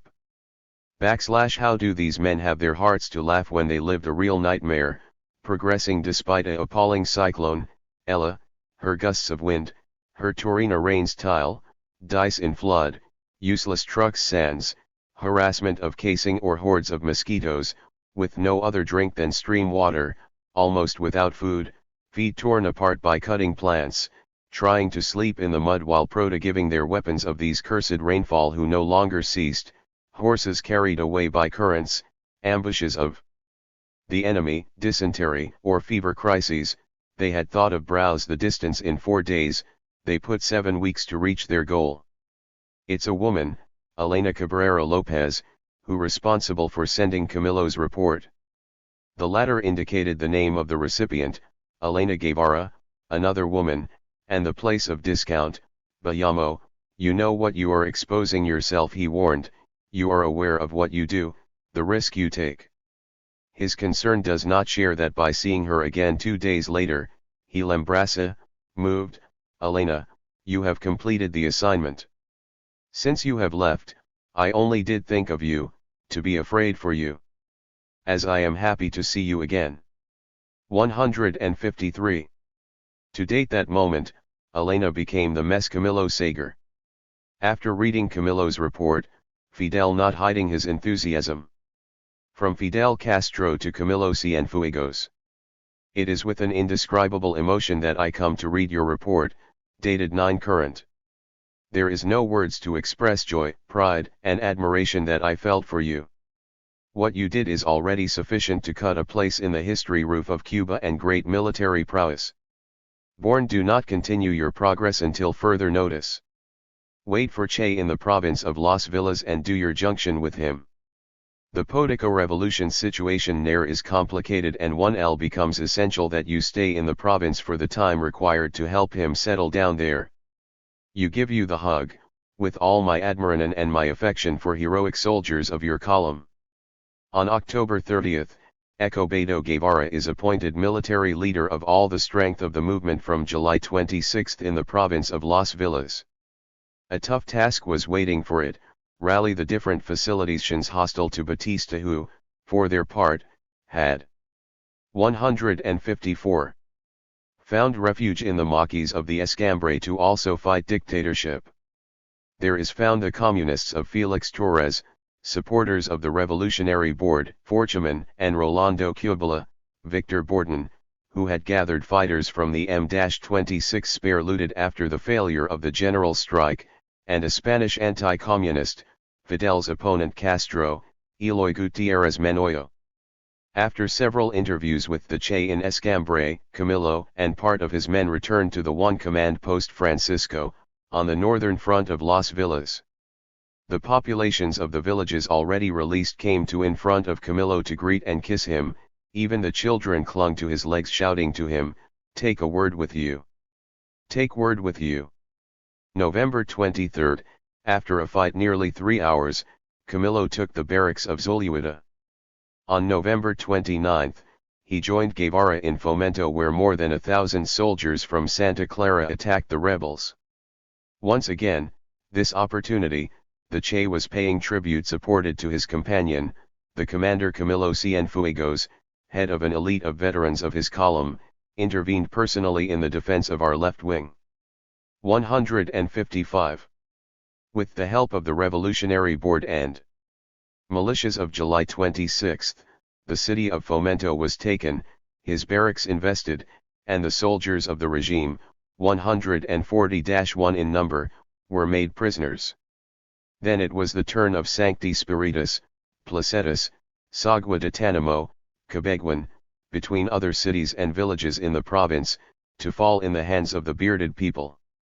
In the first days of December, Emilia Gorriaran and Ramon Cienfuegos, the parents of Camillo, obtained authorization to visit their son on the forehead. Many photos attest to this meeting. We see a Camillo happy and proud to pose with them in the middle of his men or driving a jeep. His mother, head covered with a black shawl holds, with an air borrowed, a rifle.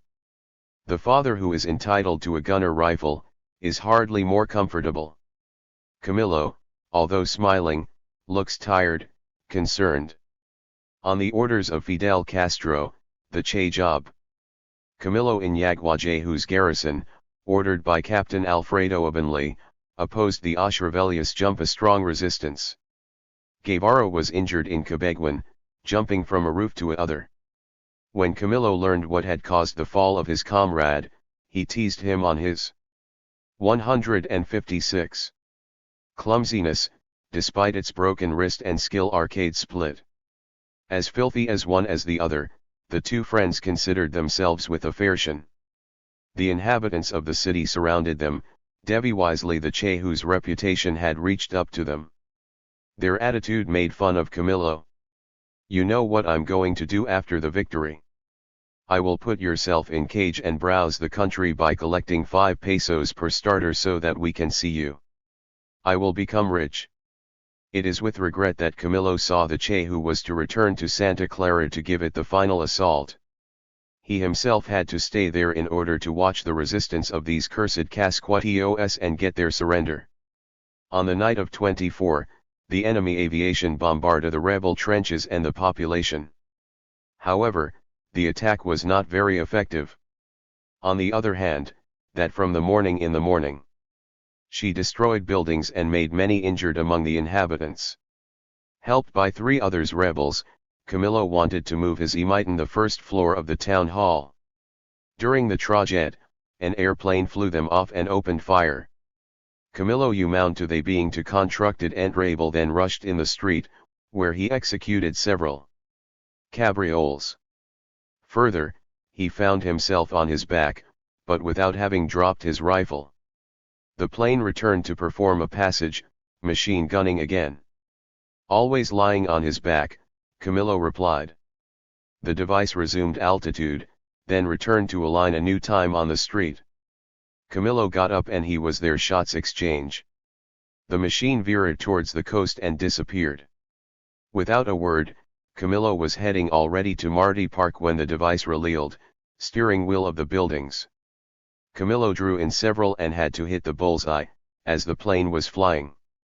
Anyway, it is the pilot who abandoned the game. Really, these guys, cried Camillo, even with a plane and a machine gun even, they dare not face a man armed with a simple rifle. The commander of the Antonio Column Maceo did not expect such resistance on the part of the Chinese, as we nicknamed Captain Lee. He harangued the besieged troops by means of speakers installed around the enemy bastion, asking them to stop fire to avoid a bloodbath. He covered with armored boards a tractor which he transformed into flamethrower, the Dragon 1, and gave the order to storm the barracks between the 28th and the 29th. One anecdote reported by Emiliano Diaz Ruiz. 158. The effect produced on the Batiste troop was more psychological than real. Flame launcher does not worked, but the soldiers were seized of panic. Their leader, however, persisted in resisting, awaiting reinforcements promised by its supervisors. Laughs. In the meantime, Camillo had granted a truce to allow the evacuation of the military wounded. During this break, he promised life saved and freedom to Captain Abanley, as well as his troops, provided they agree to surrender. Abanley refused the commander's prerequisites, rebellious, and decided to continue its resistance, then even he knew it in vain. However, the December 21st, the garrison ends up returning the weapons. As soon as Yaguaje was released and the guards dislodged of the different positions they held in the city, Camillo decided to make up militias to maintain order and hastened to join Che in Santa Clara. His indifference in the face of danger was not missing, not to surprise his most common companions, raging. How many times have they not seen it jump, lowering your head as if to avoid projectiles, seize a rifle or a machine gun the beard of an enemy who, very often, amazed by so much audacity, fled to all legs without asking for your rest. One day, Cres. 1159. Sencio Perez, peasant leader of M-26 in the Sierra, asked him. So don't you fear the balls, Camillo?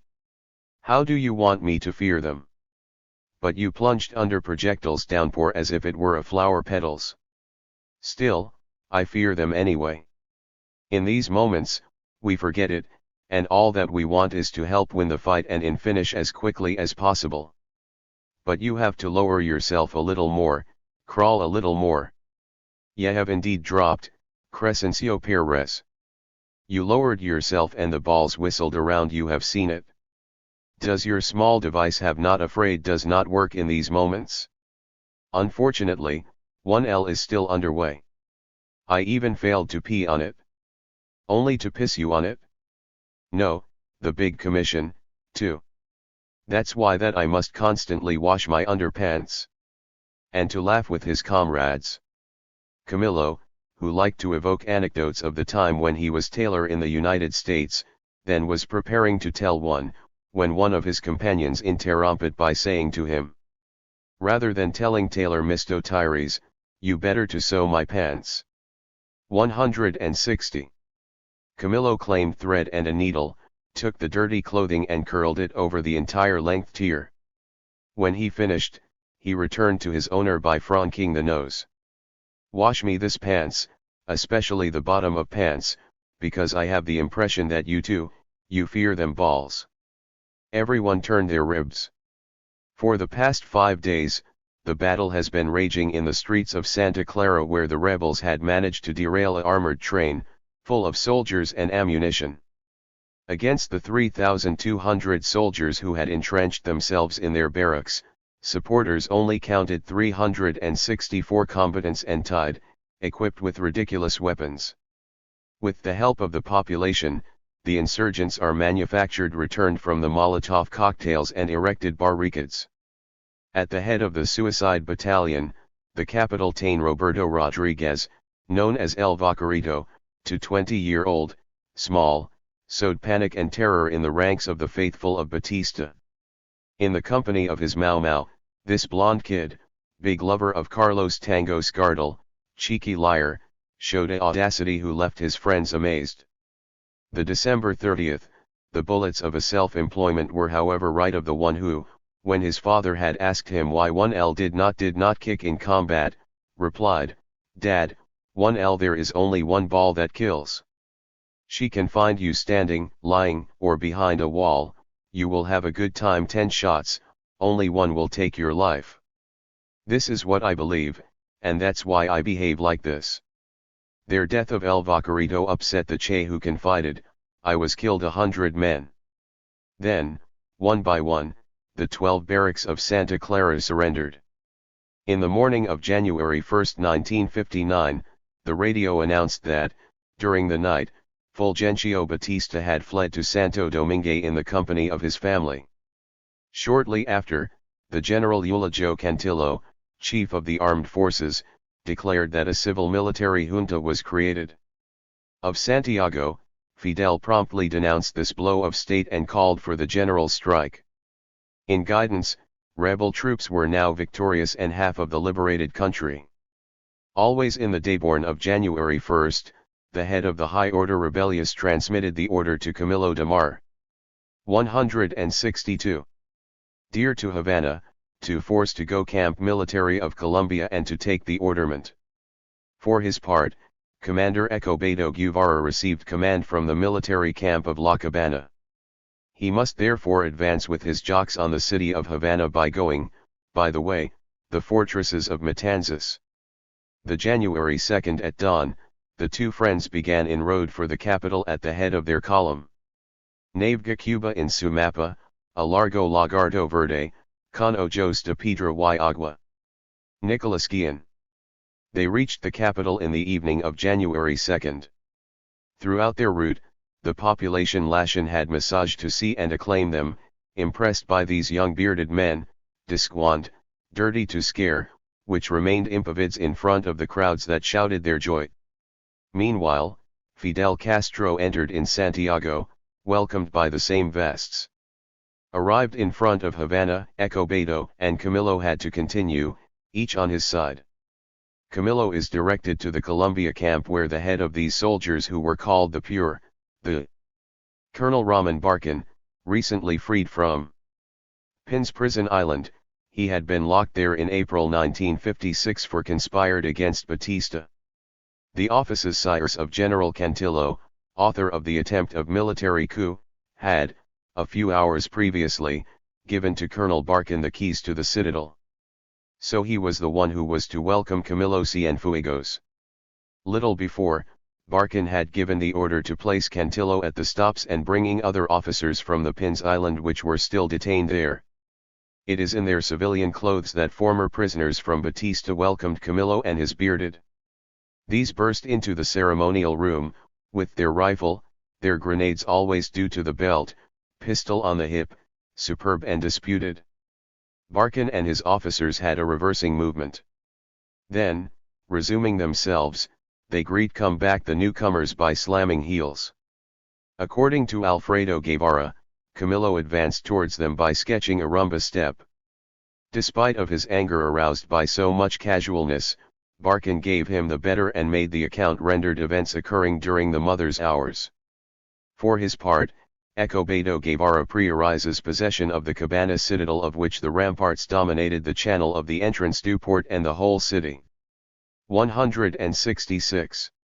We have greatly spilled on the choice of Camillo, placed at the head of this formidable strong rest which was the head and the heart of tyranny as well as military power. For what this precedence, writes Pierre Caffon, this honor badge made to Camillo Cienfuegos to whom he was so far, until then, to put oneself under the authority of the Che, a real number 2 of the rebellious army. Probably because the prestige of Guevara is no longer appropriate, now. Its astonishing success, taking Santa Clara, the feat of the armored train attracted to Lux the lights of the projectors of the national press and international. If Cuba's friend's friend, 1L is not possible that it is a foreigner, dear Guevara, which is the first to enter the capital of the Republic, symbolic act, nor what it is to him that make the armed forces. 100 leagues from these political concerns, the Havanesa sang and danced in the streets. Some took the casinos, places of corruption of capitalism Yankee, broke the park meters, Mollies at the police who do not had not fled, but most of them comported come on the whole with calm. In the disaster camp of Colombia, renamed Ciudad Libertad, where had been imprisoned 167. So many people hostile to dictatorship, reigned at present an atmosphere of celebration. Memory of military, we had never seen such a thing. This that we had never seen either, it was the chief of the citadel receiving the embassy of United States cigar at the beak, cowboy hat screwed on the skull, with her long girl hair and his bare feet placed on his desk. This look from Christ in the Goguette. Forged more than one. Che came to see his friend to explain the difficulties he encountered with Forcoman and Rolando Cubala, in the company of which he had yet fought in Santa Clara. The chiefs of the Revolutionary Directory, furious to be not entered Havana as triumphs at sides of Camillo and Che. The order had been given by Fidel Castro. Had actually occupied University and the Presidential Palace and refused to be dislodged. Let them shoot them with cannon, suggested Camillo, jokingly half. Che did not listen to his companion and, after harsh discussions, the two uncompromising abandoned the premises. Of this occupation there remains, in the gardens of University, a rusty chariot that those of the /roof had sent there to defend itself, the case needed. Camillo went to the front of Castro who arrived late without hurrying of Santiago. In cities where the caravan stopped, Fidel pronounced long discourse that ignited the population assembly wheat around him. When Camillo joined him, this was delirious. Women, young people, all others wanted to throw themselves into their arms. We kissed, they were blessed. How beautiful they are. It looks like movie actors. We heard sigh half-eaten admirers. The kids, men were trying to touch them. A party atmosphere floated everywhere. And it was thus during the duration of the climb to the capital, Viva Fidel! Viva Camillo! Viva la Revolucion! There are many photographs of these hours of collective jubilation. Everywhere the youth of Camillo bursts and her smile wreaks havoc. A gesture of him and the most virtuous young girls would have found themselves in his bed. When the procession, to which were joined tens of thousands of people rallied in Min, enters Havana, on the evening of January 8, residents from all districts claim their enthusiasm. At Columbia Camp, under 169. The projector beam, Fidel, perched on a platform with Camillo by his side, is addressed to the multitude. So start the long monologue from the Lider Maximo to his people, who will last quarrating years. It was also during this speech that Fidel, turning to the young commander, requests several times, "No tengo razón, Camillo?"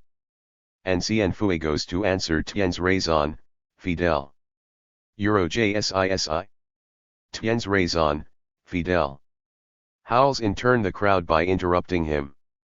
Finally, to top it all, doves come to land on the rim of the platform, and up to the speaker's shoulder. General emotion roll is then at his height and some do not hesitate not to see a sign from the sky. In the days that followed, Camillo saw his relatives and friends. He went to visit his old bosses of the El Arte store which welcomes Itred by giving him "Commander you, here it is," maliciously, he asked them. "Did you keep my place? You warn you, I will need a small increase." "Moss of course, my commander, like you will want, my commander." Happy and fun, always escorted by the crowd that applauded him, he headed for the Gita del Medio, where he liked to take his mojitos before ordering a moros y dish cristianos. Often he took a small child in his arms, tickled him while whispered so much nonsense that put the kid in joy. Reading in a newspaper, an interview during of which his friend Escobedo confided that the most moving moment of his guerrillero life had been the one where he had heard, on the phone, the voice of his father, 6 years after leaving his country. Camillo, in great secrecy, gave instruction to bring the tribe Guevara. Guevara borrowed the plane which brought back from Argentina the anti-Batists who were exiled there. The January 9th, it was with an eye that he attended the family reunion. A month later, on February 9th, Escobedo Guevara, known as Che, was declared Cuban citizen by birth. "Now we are double brothers," Camillo told him in the Grip Health. In February 1959, he was appointed head of the Army Revolutionary. On the 15th, Fidel Castro had become prime minister to replace Miro Cardona, who, for 6 weeks spent on the head of a government chaired by Dr. Urrutia, had remained inert. The same month, he answered Bernardo Vieira Trejo, who questions him for the review Bohemia. Will the execution of Batista criminals be limited in time, or will she continue as long as will the revolutionary government be in power? That's what I hope. If assassins of the dictatorship had to be arrested in 20 years, the jus revolutionary tice would be applied to them in 20 years. We must not believe that we can suffocate the popular anger. Do not forget, he added ironic, that revolutionary justice resembles HBRE wrestling matches, it is not limited in time. Do you think that some intellectual minions in the Ser Batista vice deserve death? If the intellectual work of certain spokespersons' dictatorship, or those who used their competence to support it, led to damage bodily, they will appear at the top of the lists listing the most abominable characters in repression under Batista. 152. Camillo made traitors and looters shoot, with, each time, a great repugnance and a emotion that he had trouble hiding. The condemned was often a comrade a little more weak or a little more loose than the others, but it was nonetheless a companion in arms.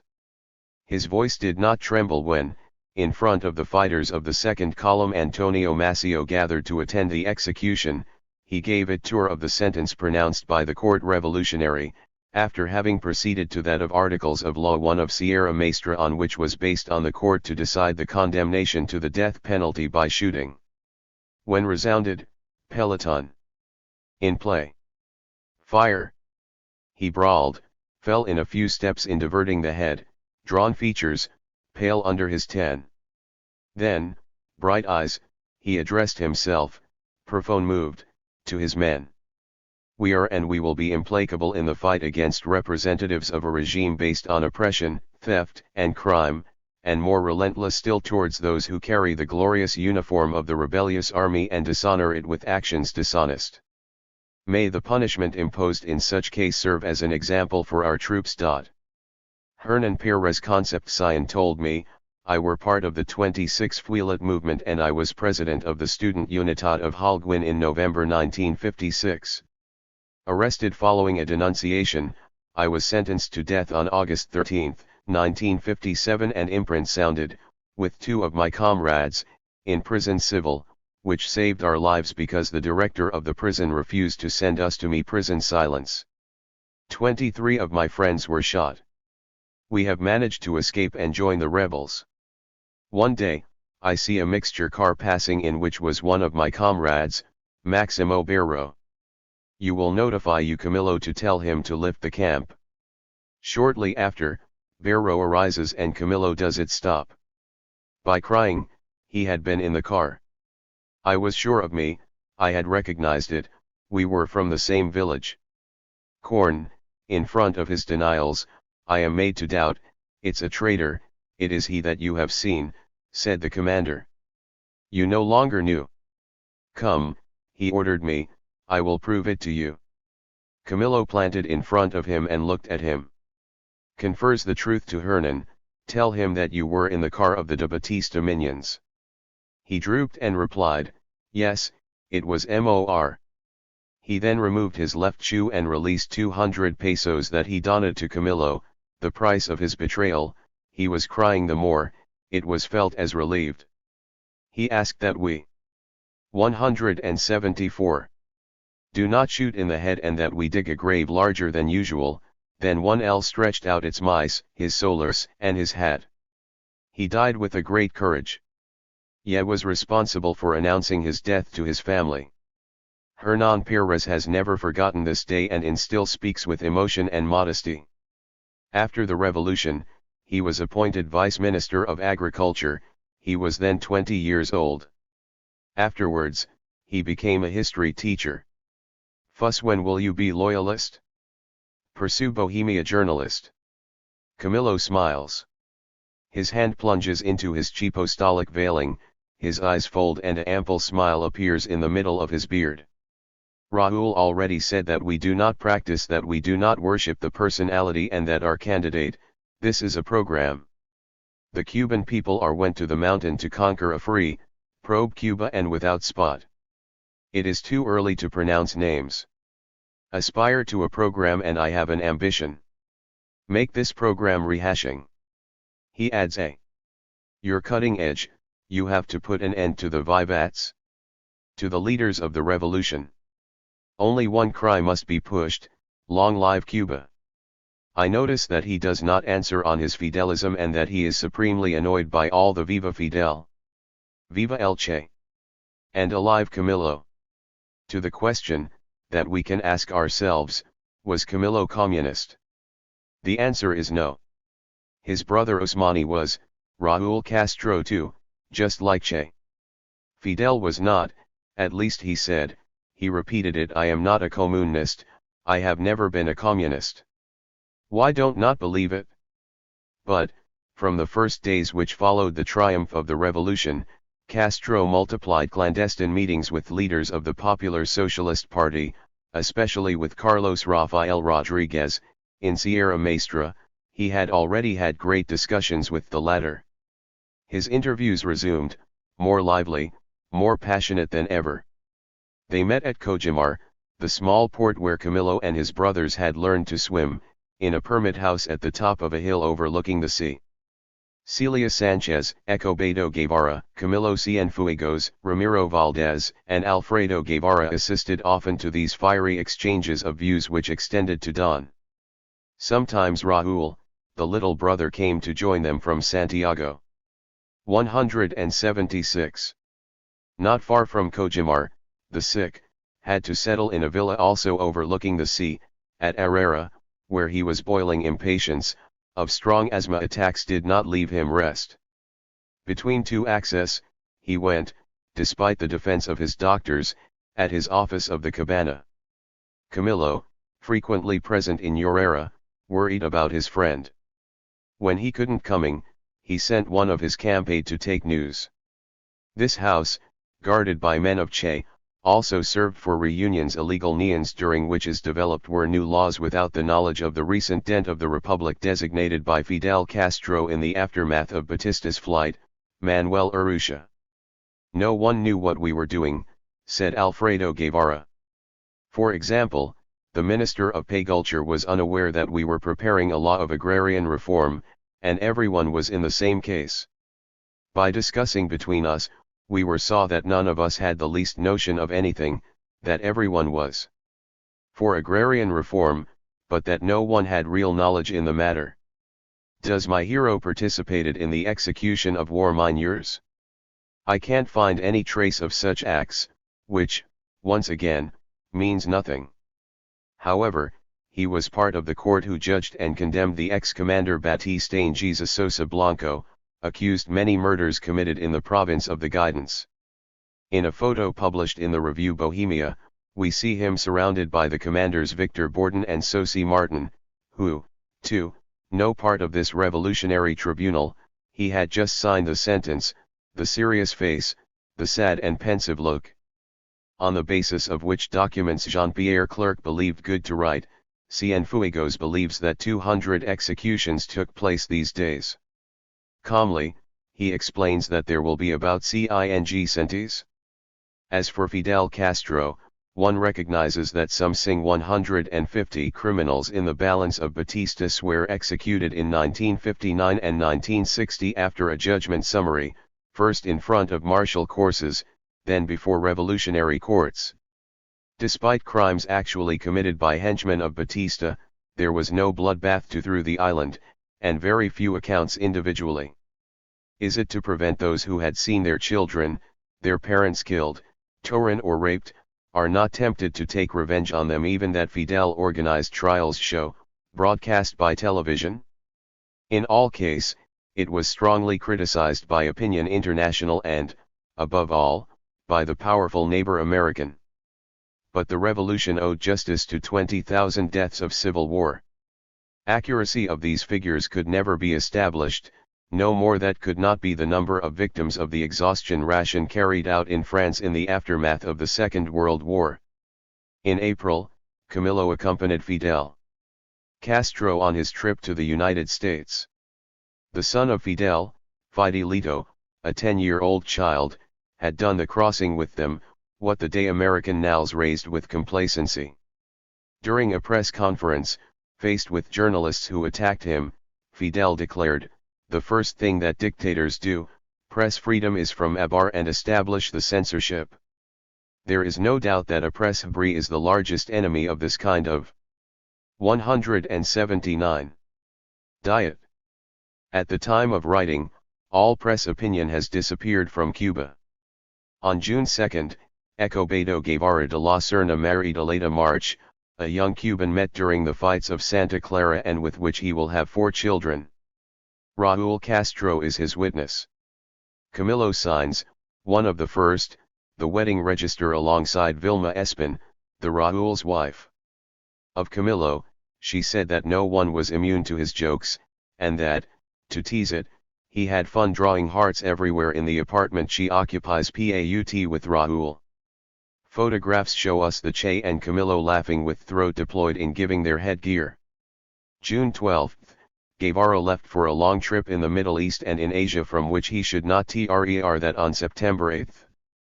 Is it during this time that Camillo donned to have a lot of joy, motor racing in Vive look on the Malecon, acrobatics, suspended from skates of a helicopter, party nights spent at drinking in the company of pretty girls? Camillo was the darling child of the masses. The power see it enchanted it, he loves women, songs, wine. He had a charming personality and one L was too popular for Fidel to have peace in peace. Could L always count on his loyalty? Camillo, 180. Began to frequent elegant clubs and became the friend of the rich vivers of Havana, reported the Prime Minister of Castro, Rofo Lopez Fresque, in a book published in New York in 1966, My 14 Months with Castro. Was Camillo a reveler? This is a subject it is difficult to approach Cuba. We want to admit, if necessary, that women did not know indifferent, but all those I have interviewed portrayed it to me as a personality entirely concerned with defending the revivals of the revolution and the proper functioning of the Revolutionary Army. For a little, they would make a work executioner, a unique activist Cali concerned with communist ideology. However, should we repeat it? Camillo was not communist. What we can guess, however, despite reluctance, is that Castro no longer saw a very good eye the extravagance of the most popular of his commanders. We can nevertheless suppose that he had something else to do than monitor the daily conduct of the Lord of the Forefront Guard.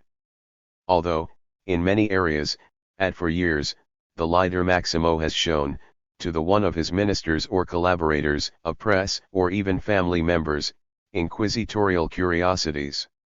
He wants to be aware. 181.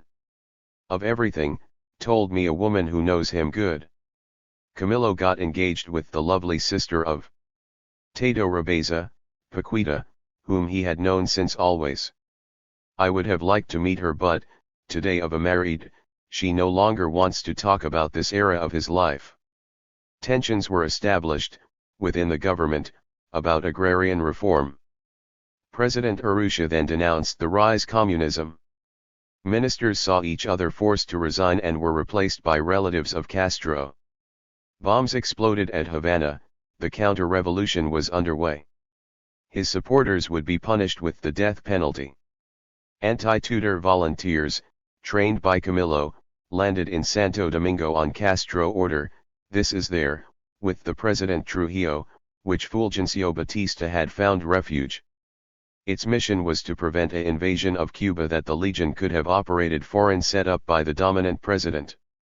Nicon. Cuban commander Delio Gomez. Ochoa was taken prisoner and the rest of the body annoyed expeditionary. The rupture was consumed between the two countries. On June 29, Commander Diaz Lanz, the Interpied pilot of the Sierra, chief of the Air Forces Cuban, fled to Miami with his family. Led to Washington, he confirmed before the senators the grip of communism on Cuba. We then live on plots everywhere. We feared an American landing organized for Shaspi communism of the island. On July 17, Fidel Castro announced his resignation to the position of First Minister. In the evening, he pronounced on television in a dramatic discourse. According to the review Bohemia, he explained his disagreement with Urrutia, guilty in his eyes of betrayal, in the same way that Diaz and he called the Cubans to come in number celebrate July 26, 6th anniversary of the Moncada attack, and approve the work of the revolution. Urrutia, President of the Republic resigned. After a meeting of Council of Ministers, Osvaldo Dordeces was appointed in his place. The manifestations continued to ask Fidel to assume in new CAF the burden of Prime Minister.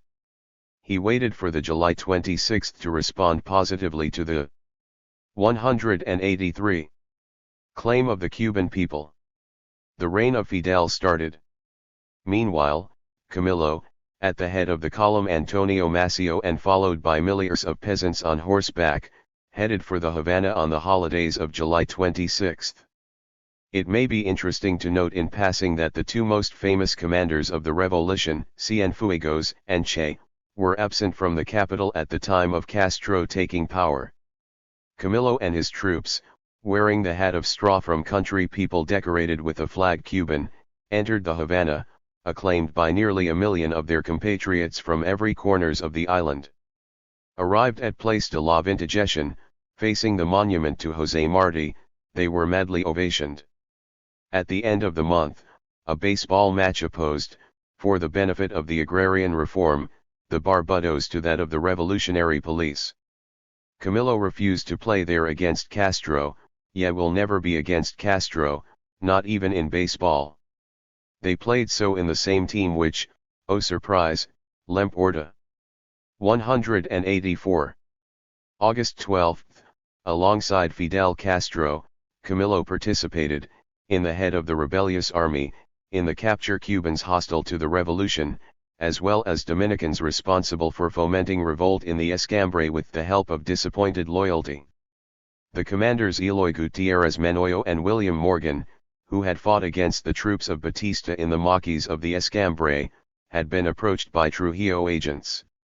Both commanders pretended to agree with Dominican envoys and held Fidel informed of operations development.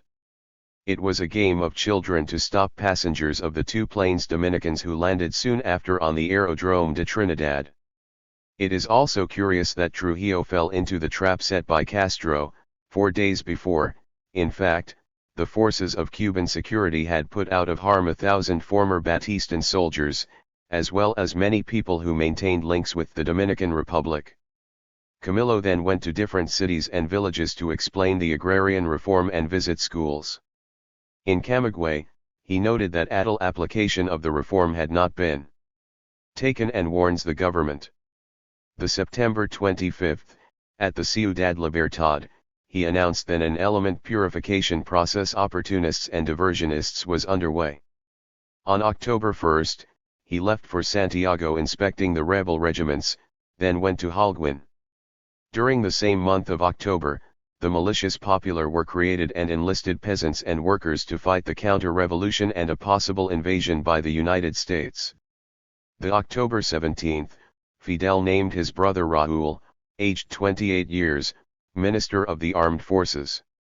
That fact, Raúl Castro became the superior of Camillo, who had as many rights as he occupies this position.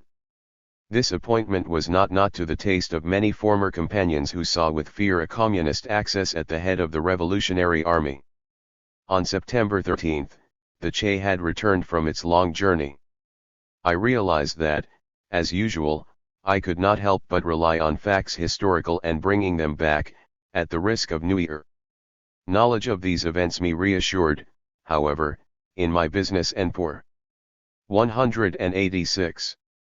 Puts, as I advance over time where they took place, to forge me a more idea just, it seems to me, of their true scope. 12. Camino todavía, pero mi propia muerte me cabalga, soy el corcel de mi esclavo. Dulce Maria Loinas. On October 20, 1959, Commander Huber Stuff, military governor of the province of Camagüey and former chief of the 9th Column, the column Antonio Quiteras which had besieged Santiago, sent a letter to Fidel Castro for give him his resignation. In this correspondent dance, he admitted that he did not agree with the Orient communist passion of the revolution to which he however, did not want to be an obstacle, I believe honest and revolutionary on my part of shot. Fay cannot conceive the triumph of the Revolution only in a united nation. Wishing you full success in your revolutionary efforts.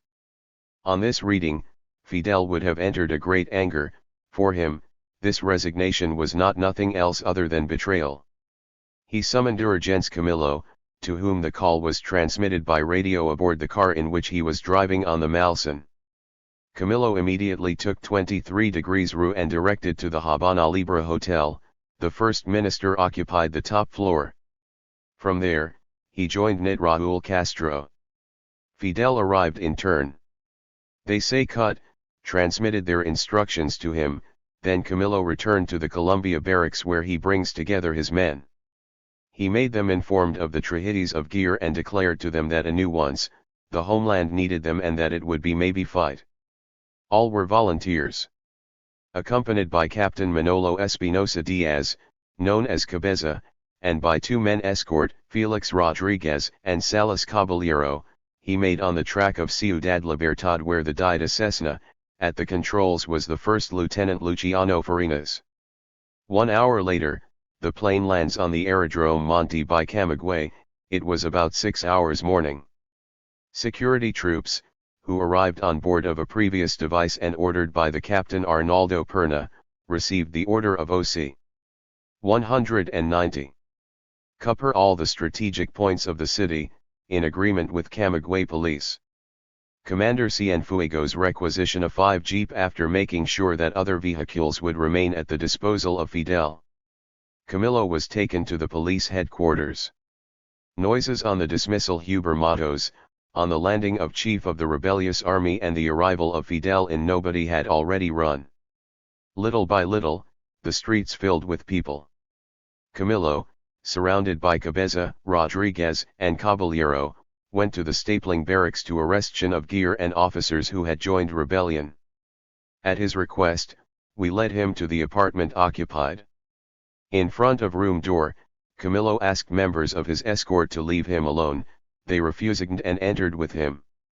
Camillo then proceeded to the arrest of the Go. 91. Military Verneur, accusing him of having betrayed the revolution. Stuff did not oppose any resistance and follow lives Camillo to the office where the others conjured had been gathered. The atmosphere was tense. According to William Galvez, Huber Gear would have started to cry. One of his men, a certain Alamo, would have taken out his weapon. Cabeza, also drawing his own, would have initiated him to stay outside of all this. Don't shoot above. Would have ordered Camillo. Disarm this shit. Another source says that before the hostility of the Gear officers, Camillo would have declared, "We are going to speak calmly. For that, let's say our weapons," an accident quickly arrived. He would have given the example, by depositing his own pistols on the desk. All those who were prevailing in the room would have imitated it. Everyone would have then formulated his opinion on communism or anti-communism. the rebellious army chief would have been able to express itself, then would have undertaken to explain the character of the revolution and the sacrifices that she demanded. As a conclusion, he would have added that if, to make a real overhaultion, 1L had to be a communist, well, 1L would be communist. Without being friends, Camillo and Huber Matos meant, and the latter knew that Cienfuegos was not communist. Fidel, who did not know no. 192. More this state of thing, had undoubtedly considered that the risks of confrontation between the two men were unlikely. However, due to information to support the population of Camagüey to its commander, any risk of incidents was not to be ruled out. For some, he was Captain Jorge Enrique Mendoza who, on the radio, announced the betrayal of commander of the barracks Ignacio Agragos up. For others, it was Fidel himself which, from the studios of Radio Camagüey, launched a call to the population to express their support to the revolution and to condemn the traitors. The vehicle in which Fidel had taken place Castro progressed, as carried by the crowd which surrounded him, screaming slogans and vests.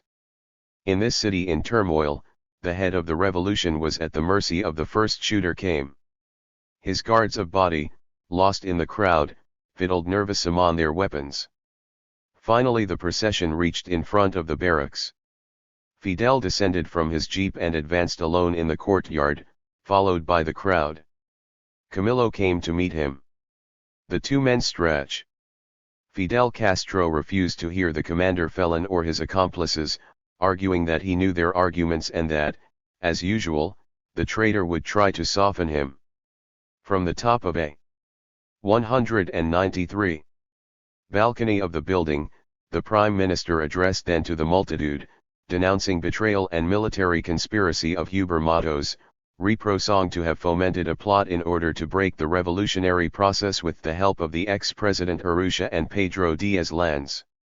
Subpoenaing, the crowd demanded forgiveness for Stuff and the other conspirators. Hearing this, Camillo beckoned in Cabeza to approach. Take an escort, you have the charge prisoners. Get them from behind and lead them to aerodrome while Fidel speaks. Several trips were necessary, Cabeza having only 2 jeep at his disposal. The photos of this day show a Camillo with a severe face, the sad look. In these difficult times, despite his black beard, he looks of a child who tries to hide his sorrow. We feel it disturbed before certain actions that imposes revolutionary discipline. But it is not there only a personal impression. Fidel Castro returned the same evening to Havana, while prisoners were imprisoned in Colombia camp. For his part, Camillo is established at the Ignacio Agramonte barracks. The aftermath hand, on Camagüey's television, he was questions from journalists. 194. Manolo de la Torre, journalist. Percent e Destuos, as a spokesperson for the curiosity of citizens, which Commander Cienfuegos tells us certain episodes of the history of the Revolution Cuban that he lived in Camagüey. The noise has run that there was a question that Commander Huber Matos * resigns, rumor which was denied by the Cultural Service of the Stapling Base. The next morning, we heard the speech of Captain Mendoza Riboridu and the population of Camagüey invaded the streets. We would like know certain details now, like this, where Huber Matos est1 Lely. How Huber's arrest took place Stuff and 16 officers who are currently naked at the same time as him. Camillo Cienfuegos, we have no secret. Faye can tell you that Commander Huber Stuff is actually in detention at the Havana, at the rebel army staff in Ciudad Libertad. When we learned about the resignation of Commander Huber Matos, in the course of several comrades in the army rebellious, those that were preparing to give different men working in civilians, after having said cut with Fidel, we rushed to Camagüey, because we know the intentions of Huber Matos. We knew his personals and his friendships with Pedro Diaz-Lanz, we were aware of the countless visits he had returned to Urrutia, as well as contacts shameless that he had established in order to unravel officers from other provinces. Huber's conspiracy very intelligently planned stuff was not limited not at the province of Camagüey, he had also tried to attach comrades from other provinces to means of lie and deception, according to a usual strategy that can be that of a man who is about to betray his homeland. When I arrived here, in the regiment of Camillo, the people were in the street, they were already at doors of the barracks and shouted, "Long live the revolution! Long live Fidel Castro!" The first thing I have done by arriving at the base, it is to head towards the place where I live, where the commander lived, Huber Matos, inside this barracks, and lure with him, to tell him that he was arrested to treason. He did not oppose any resistance. Yet told him that he had to accompany me, that I replaced him at command and that I would replace all the offices. 196. Regiment until the arrival of Fidel Castro, a few minutes later. Frank Pranz, journalist, it means that, until your arrival, he was free and in excess of its functions. Commander Cienfuegos, in order to complete the precious information that you come to give us, how were happening resignations of officers before your arrival at Camagüey? C. Listen, it was a plan of which we let's be perfectly informed, because 1L would not have been logic that a commander is on the point of Zionur, that we know that a betrayal would form, and that I did not come 1C1 in person, that Fidel does not come, and that the comrades did not do this that they had been told to do on their arrival at this regiment. Fuss that, it had never happened as a case where the resignation or replacement of a military leader had trained a host of other resignations, without count all those who were preparing, vogt of the signed resignation letters, all this is resignations given by army officers rebel. F.P. Commander Cienfuegos, would be one syllable that you gave us, for example the saint of people who are the subject of a survey, the names of officers who had presented their resignation? 2197. C. Well, listen, for those who do. The subject of an investigation, almost everyone here is concerned, you know. Honestly, we consider that the traitor is Huber Matos, the only one and only responsible for all of this. There is a big many comrades of the rebellious army which, 1L is good to note it here, had a worthy attitude and raging until December 31st, in each battle, each of the fights we have delivered. They are highly value, honest, corn they have led up by the policy led by Huber Matos, who abused them.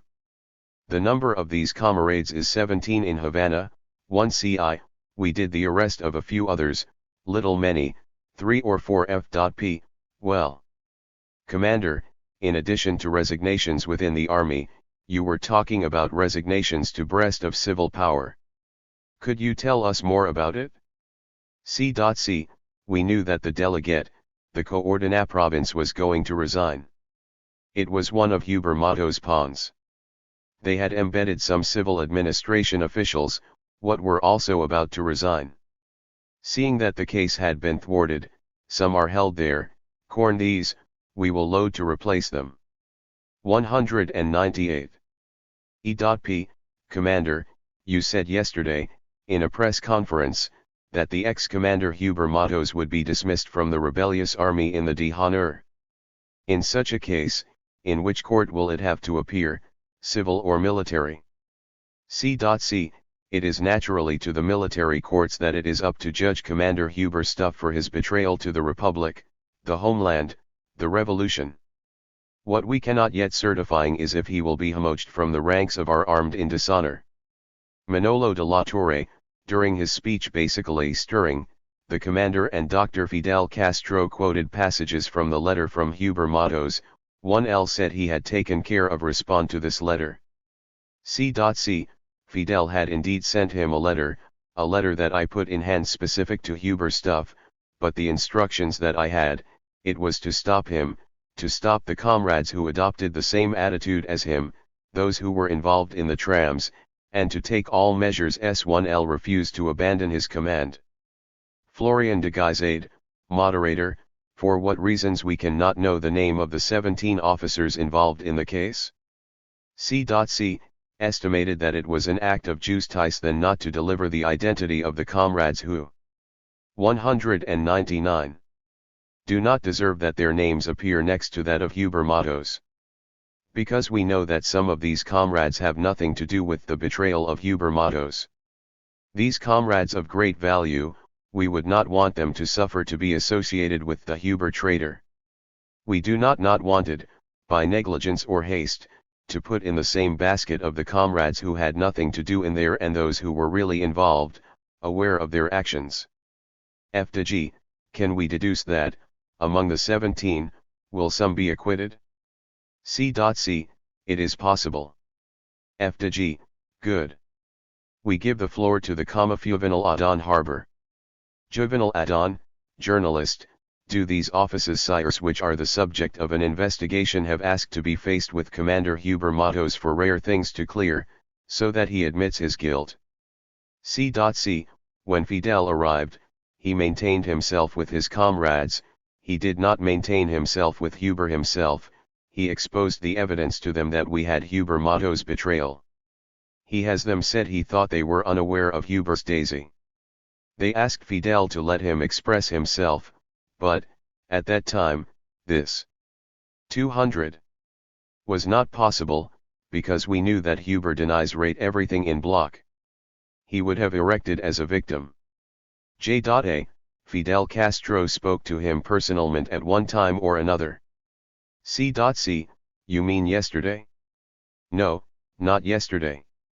There, Camillo explains at length that Huber Gear had set up men to him, that I was in great popularity thanks to the press from the province of Camagüey who was at his orders, and that he strengthened the implementation of the reform agrarian. J.A. Commander Camillo Cienfuegos. Sorry, the purification that will be made in the city of Camagüey and in the province, will it concern also civil circles? C. Naturally, it will also affect the civilians. 1L is of public notoriety that some delegated managers, in different villages, have nothing done if not politicalery and again politicalery.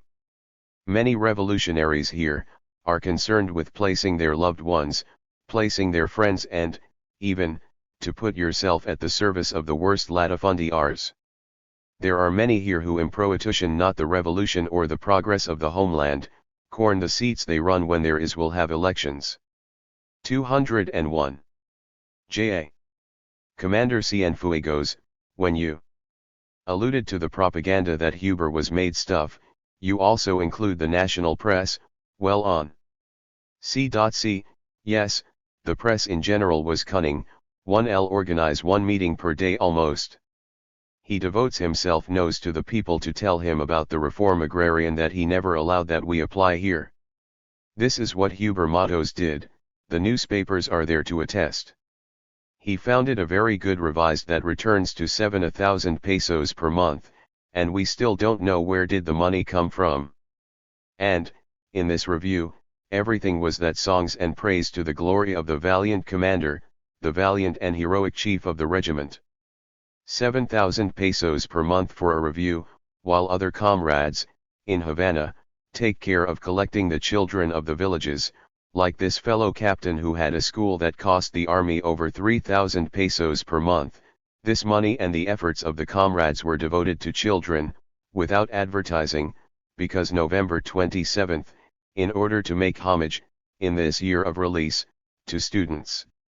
202. In medicine shot, during an official ceremony, we are going to donate the Agramonte Regiment to children of Cuba. Frank Pranz, tonight, on CMQ television, Commander Fidel Castro will show the evidence to the people of Cuba. We, journalists of Camagüey, and everything particularly those of television Camagüey, we would like to have the premiere of these VS, that you told us what are the evidence that Fidel will show the people of Cuba this evening, in front of the CMQ television cameras. C. Listen, Fidel is in possession of a letter that shows the intimate hens that Huber Matos and Urrutia. You will tell you that being myself chief of the armies and Huber Matos being chief from the Camagüey regiment, this gentleman is not come to see me only once. Fay told him in the presence comrades. I pointed out to him, how many of times you came to see me in Havana or when I was ICR, to maintain myself from some questions. Famous. The comrades who were there never did it either. However, when I went to the presidential palace, Huber Matos was often there. Huber Matos went to see the President Urrutia many times, including 2 days before the betrayal of Diaz-Lanz. The leaflets launched yesterday in Havana by Diaz-Lanz are 205. Proof that he agreed with the Huber Matos betrayal in this province. They were all three linked, Urrutia, Diaz-Lanz, and Huber Matos.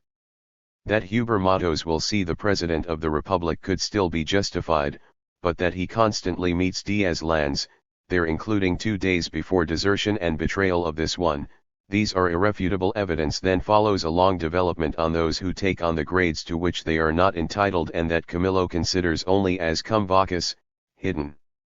He was rather uncompromising, my friend Camillo.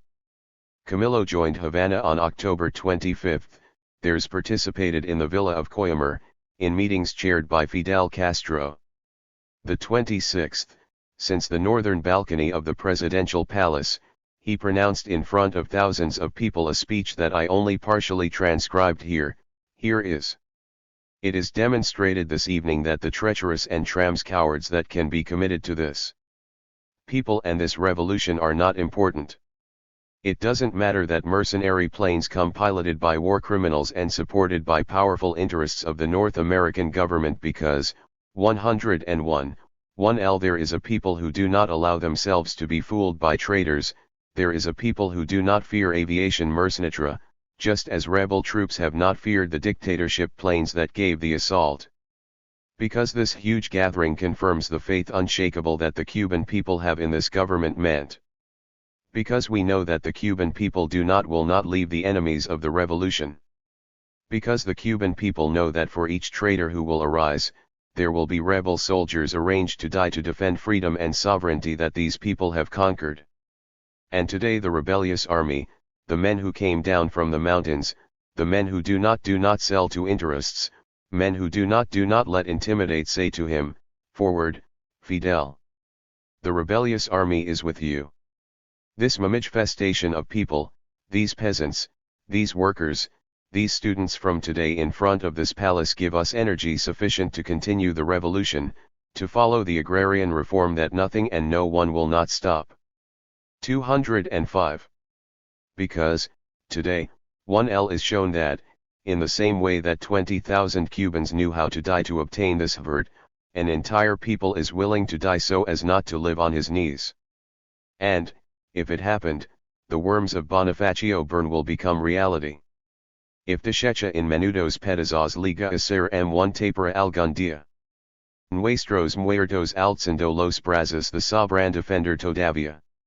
And that the enemies of the revolution do not believe not that we are going to stop, that the enemies of the revolution do not believe that these people will arrest themselves that those who send planes and those who the pilots do not believe that we are going to fall to knees and lower the forehead.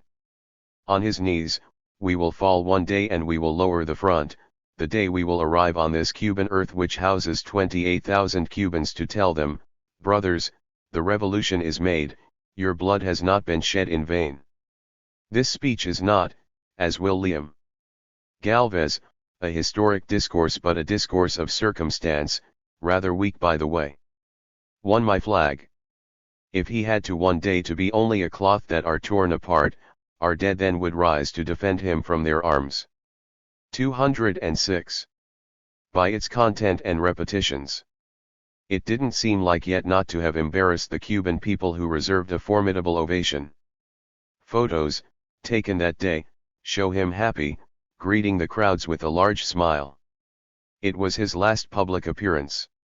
He then went to the Bodeguita del Medio to dine in the company of his parents, his fiancée Paquita, of her brother, Tato Rabeza, of his brother Osmani, of the captains Cabeza and Jorge Salazar and, finally, from William Galvez.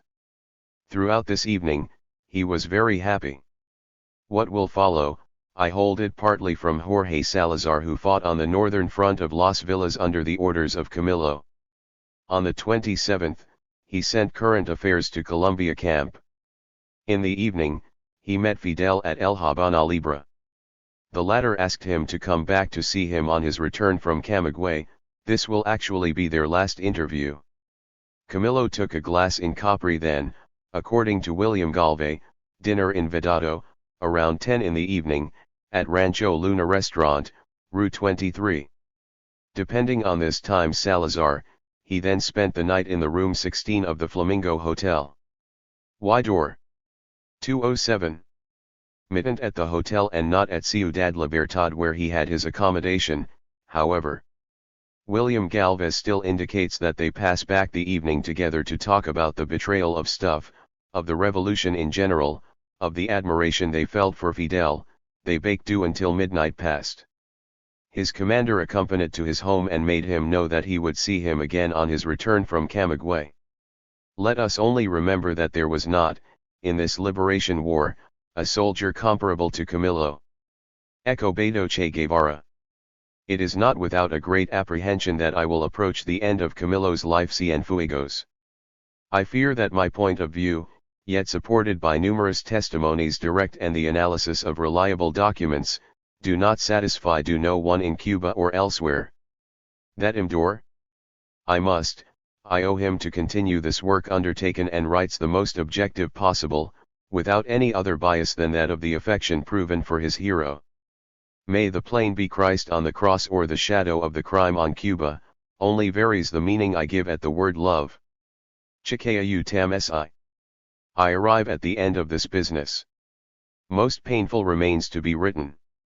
Painful for two reasons, the first is to have to say goodbye to Camillo, the second concerns information contradict ties that I have on this last day. The seriousness of this work makes me obligation to quote my sources, but, in doing so, I also take the risks causing trouble to people who granted me their confidence. I will be told, 40 years later. It is far. Yes, it's far away and, however, so close. Many actors in the 1959 epic are always alive with 40 more years. We do not manage in 40 years. Ideas are 20.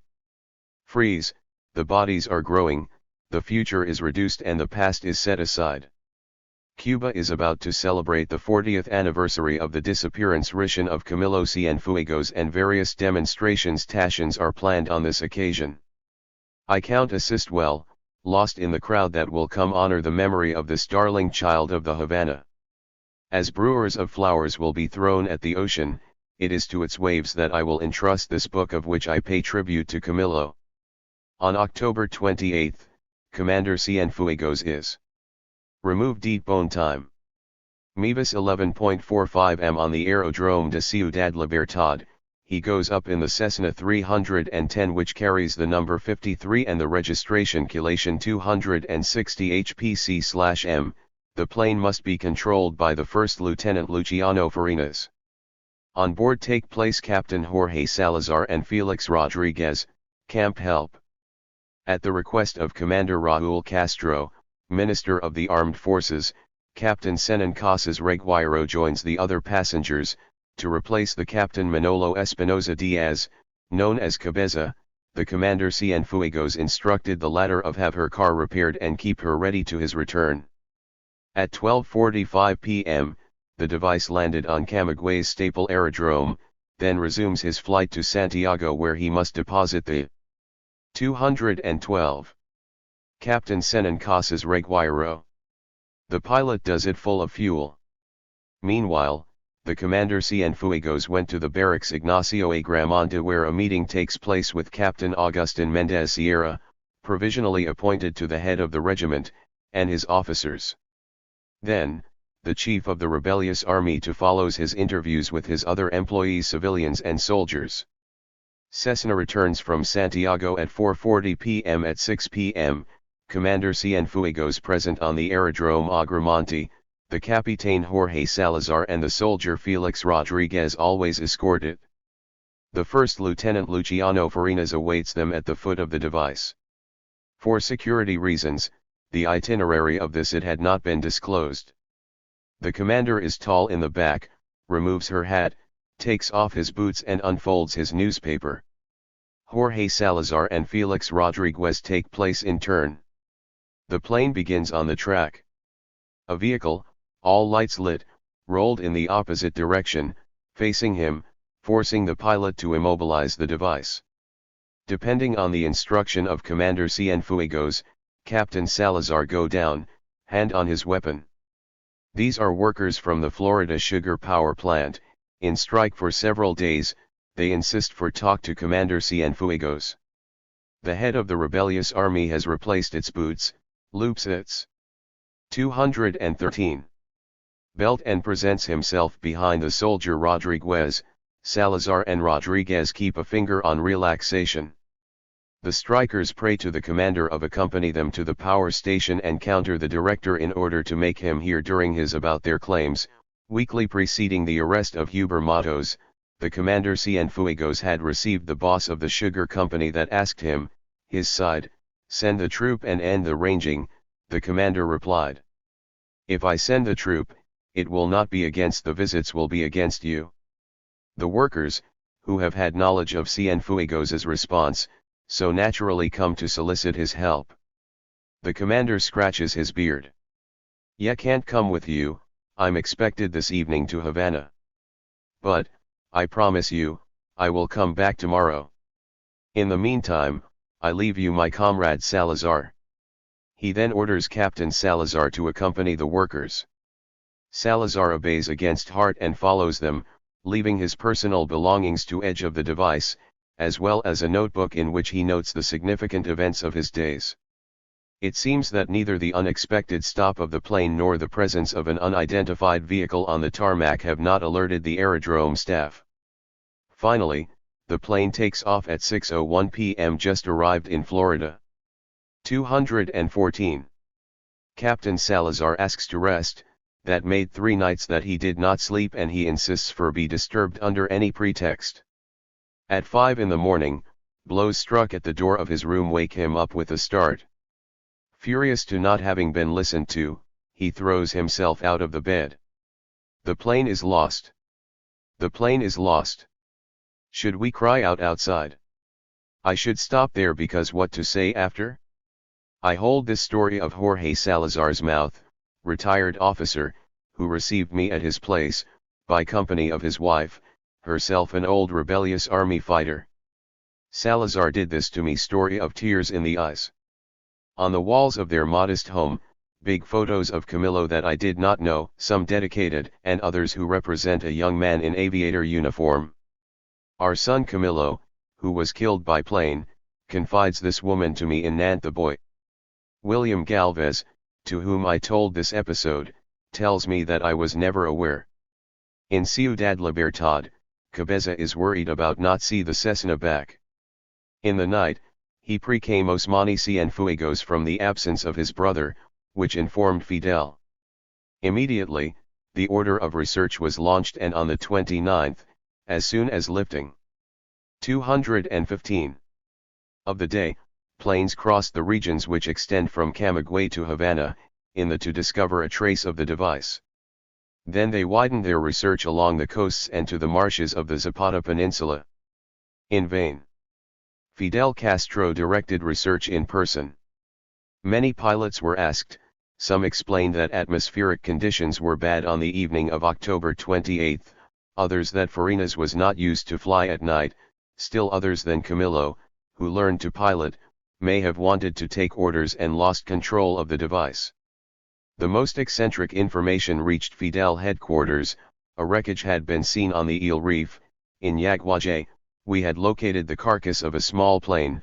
A correspondent press laying named Vasquez said to have seen 2 planes overnight engage in a hard duel in the air. We would have seen the Cienfuegos commander, slightly injured, at the Punta Alegre base. All these indications were verified. From Cayo Huso, the Northern Army American sent a Catalina to participate to research. Based in Miami, planes equipped with radars explored the Cuban littoral, then pushed to the Bahamas. In the afternoon of October 31, a new shock. 216. All Cuba, passing the population of the abused to hope, a research plane had reported the presence of 2 individuals on the Cayo Francache and reported a damaged device. Marine radio confirmed the existence of a Cessna 53 on the Cayo Francis. People descend in the streets shouting, "We found Camillo! We found Camillo!" Then, anxiety returned, the information was wrong. So the people gathered in places and in churches to pray. To his parents' questions spreaded, Fidel replied, "We continue to share deer." The rebellious army, assisted by peasants and other volunteers, searched carefully every thumb of the territory that could have flied over Cessna.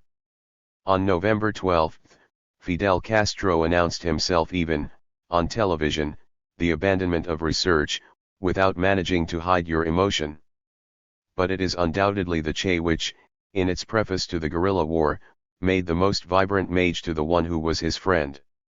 This work is dedicated to Camillo's memory. Cienfuegos, 1L had to read it again and bring it the necessary rections, destiny did not allow it. These lines can be considered as a tribute to the rebellious army, to its large captain, to the greatest guerrilla leader that this revolution had given to the foreign revolutionary, with fraternal friend. Camillo was the companion of 100 fights, Fidel's trusted man at difficult times of war, the wrestler full of selflessness, the one who made always sacrifice an instrument to dip his character and forge that of the troop. Ye believe that he would have approved this manual where are experiences of the guerrilla war, because they are the very product of life. Corn he would have brought to these pages the deep videt of his temperament, of his intelligence and his audacity that do not reach such perfection that in some characters of history. However, do not imagine Camillo as a legendary hero, making wonderful exploits under the sole impulse of his genius. You have to see it like the emanation of the people who formed it, the same that he forms his heroes, his martyrs, his chiefs in the immense selection of the struggle and its conditions rigorous. Who killed him? We could rather NN who undermined his physical being?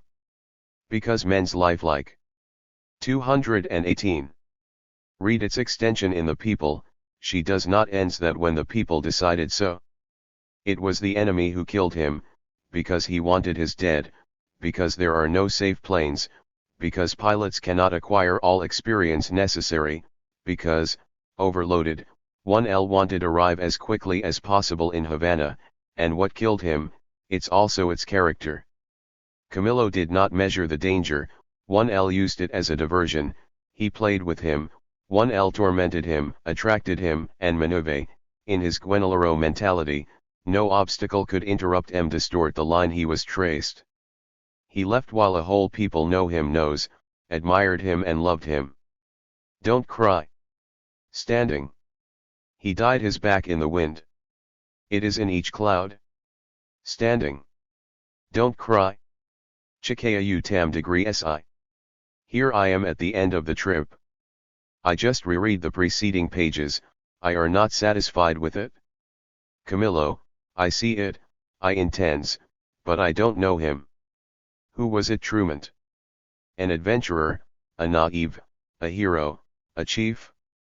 Too many things remain in the shadows. I tried to accompany Camillo throughout of his short life. I walked by his side with humility, trying to show his courage, his joy to live, its simplicity. I dreamed so much of you, so much market, so much spoken, lying with your ghost, that I don't have left, perhaps # 221. To be, and yet, that to be a ghost among the fan tops and more shade 100 times than the shadow that lead and cheerfully walk on the dial solar of your life. But, as every time I finish a book, I am sad, disoriented. I feel abandoned, orphan. Euro O. Corn 1L is not dead, not dead. Only silence is too deep, as in a green forest without limits. Today, I don't want to write, in big black letters, the word end. Havana, Paris. October 1999.